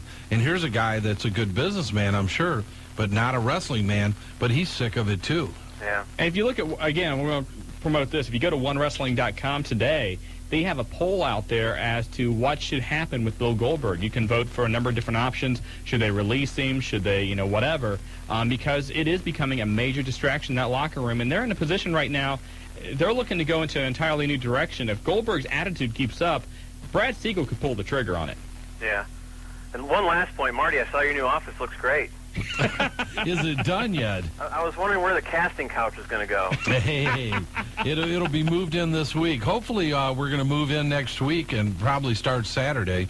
For those of you that don't know, Heartland Wrestling Association is moving into a new 6,000-square-foot facility, 2 rings up at all times, audio-video room. I mean, they're taking the training to another level. We were just told that WCW is sending in one of the hottest tag teams currently running in WCW to be trained by Les Thatcher, and a lot going on down there. Well, I saw the jacuzzi truck there, putting one in your office. And there you go, brother. I was wondering what that was all about. Yeah, well, anyway, all I got to do is... I'll run, let your other callers get some time in here. Hey, if I can sell a few more jerseys, maybe I could really get a jacuzzi. I've got more stuff to send over to you to frame, you know. I love you, brother. Okay, I'll see you. All right, Bye, Doc. Hey, Doc the McCrossin. casting couch. Yeah, Doc, great guy. You know, one thing I want to mention about Doc, they were looking for a chiropractor, somebody to work the guys in WCW. Doc's out of Cincinnati, one of 2, you know, and they literally had hundreds of thousands of guys put in for that job. He was down to one of the last 2, a guy from Atlanta, as you would expect, ended up getting the job. Doc does a great job with all the local independents down there, free of charge. Olympic bobsled team. And just a great athlete himself and a great person. So, Doc, we appreciate you taking time out of your busy schedule to call the wrestling guys. Jobber, how's Survivor doing over there? Yeah, I see you keep peeking over there. Looking. Hey, I'm getting a little worried. I just saw Karen's husband. Uh-oh. And he was peeking in our door, and he was looking mean at you, Shawn. It's not me. Well, You're the one with He wasn't looking at me. He looked at you. No. He was looking at you. What would Karen's husband be doing in here right now? I think he wants to talk to you. I talked to him today already. Well, you're again. I don't think so. Hey, you're listening to the Tag Team Champions, the Wrestling Guys. And welcome back to the Wrestling Guys, brought to you by Dyer, Garofalo, Mann, and Schultz, the accident attorneys. Where are the locations at, Shawn? Oh, all over the place, Marty. Downtown Dayton, Heber Heights, Piqua, Springfield, Lima, Middletown, all over. Dyer, Garofalo, Mann, and Schultz. It doesn't matter where you're at, 24 hours a day, 7 days a week. Call 1-800-INJURED. They're going to be there for you. You know, during the break, we were taking a look at Survivor, and, you know, I know my wife, she loves this show. And, we you know, obviously we have this thing going on, so we haven't really got a chance to see it. But Marty is going to try and be a part of the next Survivor. That's right. I'm putting in for it. By the end, you have like until the end of the week. You go to their website, wherever it is, and you can try and apply to be a part of the next Survivor whenever they're going to do that in November, December, whatever. Hey, I just seen them eating. You wouldn't last. No, what do you mean? They're eating hot dogs. They had Bud Lights. You wouldn't last. Just because I like air conditioning. I give you 1 week. Look, without my computer, my air conditioning, my cable television, and somebody to bring me ice water and munchies, no, you're right. You wouldn't last. I need a few little things in my life. One of those jungle islands, you know, about 2 o'clock in the morning when those guys are getting hungry, they're going to look at you and think, you're going to be roasted. They thought they were at the buffet. But no, they're supposed to be roughing it, and like you guys said, they're eating hot dogs and looks like Bud Light. Looks like a better picnic than at my backyard party. Yeah, 457-1065, the phone number if you want to get on the Wrestling Guys on Buckeye Country 106.5. Hey, let's go to line 6. Woodchuck, you've got the Wrestling Guys. Hey guys, how you doing, Woodchuck? Chuckster. I got a few things for you guys. Think Marty could last on Survivor, first of all? No. Okay, go ahead. Chuck, wait a minute, man. What's that all about? Well, they said you got to have a few things to few things to survive, right? You're used to the more comfortable things in life, Mark. Yeah, your point. Well, there you don't have anything comfortable. Well, they look pretty comfortable to me. Well, they've been there a while. This is like their treat or something. Woodchuck, what's on your mind? I got a question about. First off, I got a question about Gordon Solie. Okay. When did he stop announcing?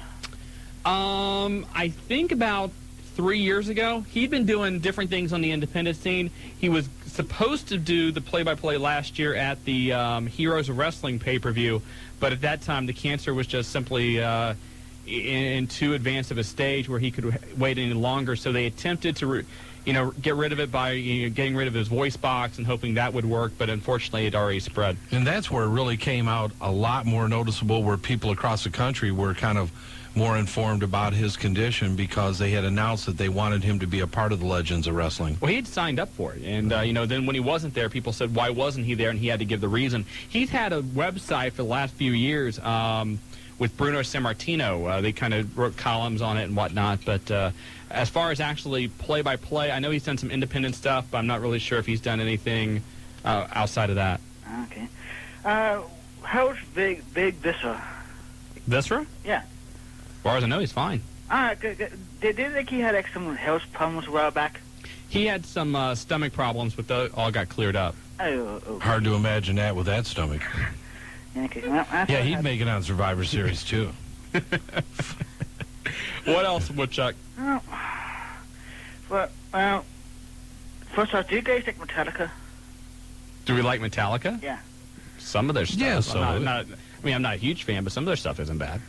Cause I'm like starting up a local chapel. Of Metallica? No, local chapel of the fan club. And I was wondering if you guys are interested in joining. I like him to an extent. I don't know if I'd be a big enough fan to be a part of their fan club. Okay. But that's okay. You want us to put something on the hotline, or let people know? We'll do it for you. Leave us a message on our hotline. Okay.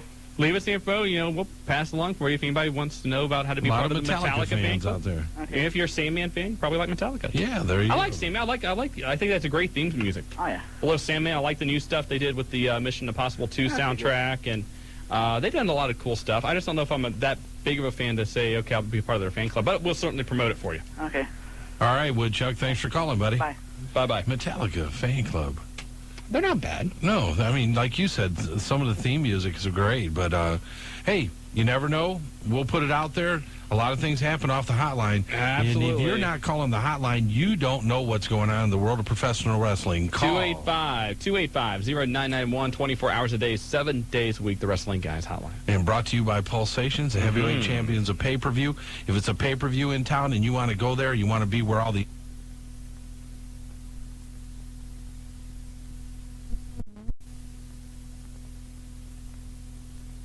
.5. And welcome back to the Tag Team Champions of Talk Radio. You heard it from the franchise himself. We're the Wrestling Guys, and we're brought to you by Dyer, Garofalo, Mann and Schultz, the accident attorneys, 24 hours a day, 7 days a week. Anytime you need them, they're going to be there. All you have to do is call 1-800-INJURED.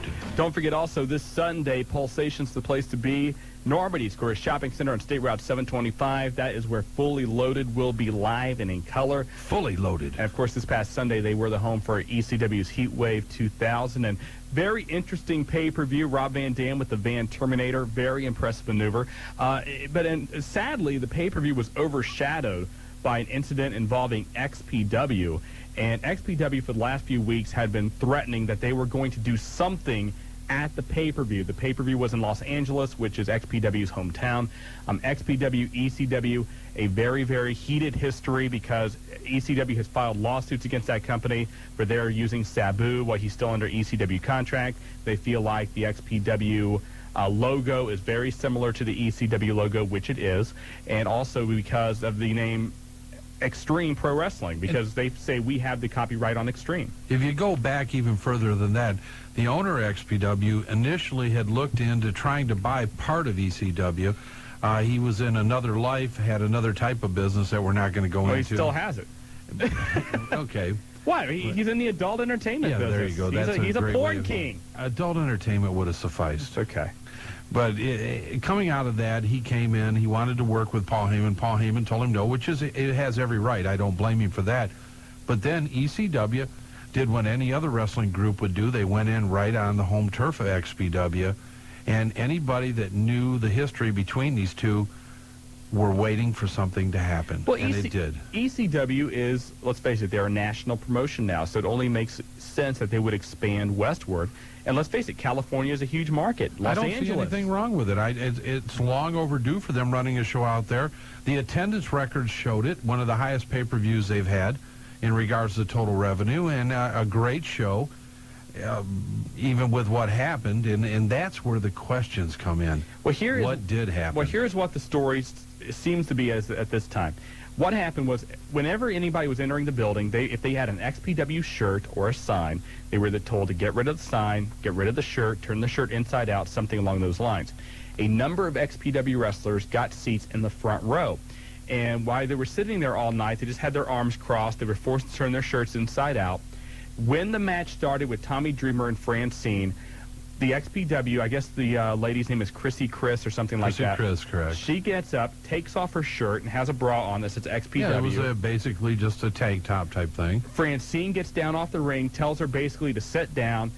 Apparently there was a swing at Francine or something along those lines. That's where it becomes sketchy, though. First thing everybody said is somebody tapped Francine's posterior. Right. Second thing, that somebody took a swing at her. A lot of people are saying, and I'm hoping that Raj Cox calls in, because Raj was in there. Sam called us right from the show at the end of it. And right. For those of you who don't know, Raj Cox, UCW, works security for ECW, and he was at the show. But they're saying that thing got blown out of proportion. As they started doing that, then the ECW guards, security people jumped in. As the fight escalated, then because the rumor of somebody touching Francine or doing something to her hit the locker room, Paul Heyman, everybody runs out. But what really initiated it, whether somebody did touch her or swing at her, or was it just them taking their T-shirts and turning them?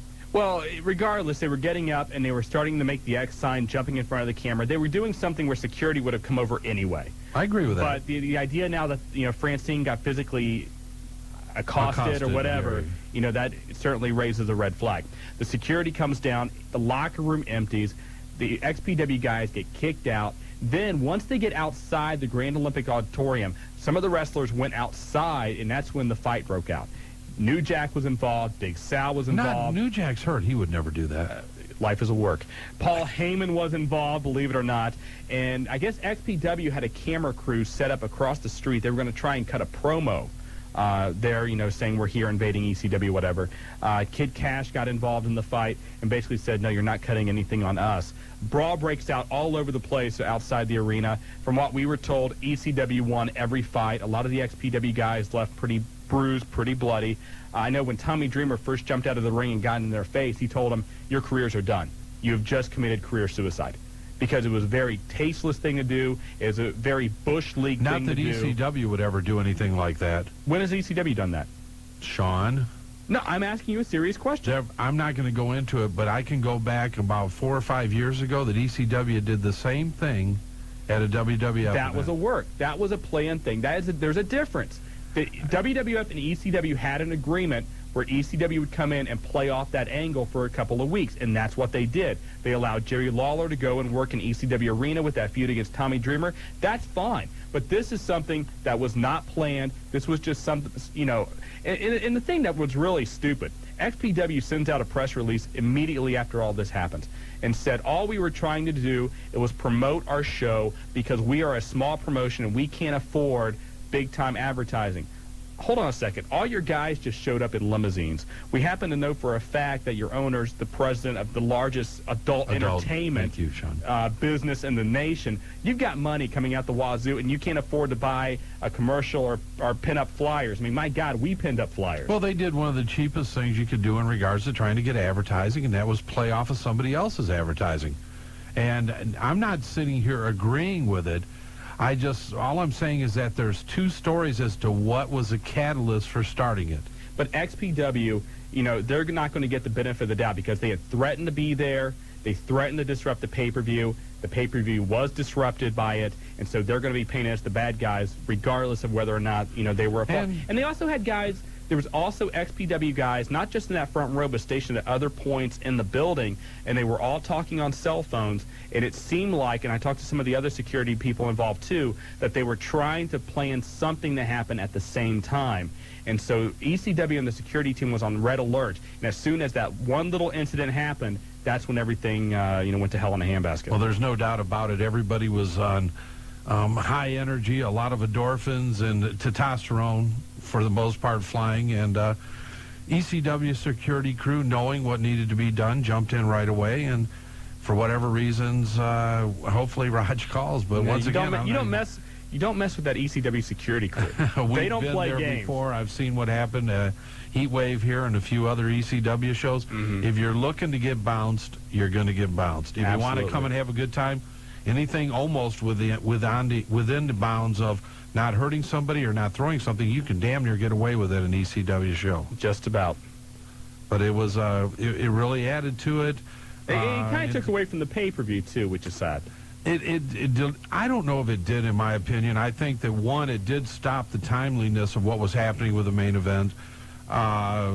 It does deter from the wrestling and a lot of the positive things that I think happened, and especially ECW drawing such a large crowd, 57-some hundred paid. It's more like 45 from what I was told, but anyway. Depending on what reports you get. But the bottom line was a successful pay-per-view that was marred, and Tommy Dreamer might have said it the best. Those guys won't have a prayer. No, because that is considered absolutely one of the worst things you can do. I can't imagine. I know, Rena Mero did it, but what is she? I can't imagine seeing, Kevin Nash or Goldberg or those guys sitting front row at a WWF event and trying to disrupt it the same way XPW did ECW. It was totally uncalled for, and whatever happens to those guys is justified. So do you think something will come out of it? I see lawsuit, counter lawsuit. XPW has said they're going to file legal action. Now, what'll be interesting is if that camera crew that was set up across from the building captured any of the fight, because the LAPD was called in. The fight was already over by the time they got there, so they basically told the guys, just go back in the building and calm down. If anything happens on that, ECW could be in trouble. One thing Paul was very upset about was the timing of it, because he had representatives from the USA Network, ESPN2, and Fox all at the pay-per-view watching, ECW, because he's trying to find them a TV deal after they leave TNN. He's actually still in L.A. trying to work out a TV deal with somebody. So the timing of it was very poor for ECW. No doubt about it. If you reflect upon the whole thing, it was bad for ECW. I think it shines a bad light on wrestling altogether. Those two organizations have been at each other's throats for quite some time now for a number of reasons, which we just talked about. It's a no-win proposition for either one of them. They both come out of it with a black eye. Paul Heyman actually standing more to lose than XPW because he needs that national TV contract right now. Absolutely, and there's a lot of guys in suits that makes these decisions, and when they see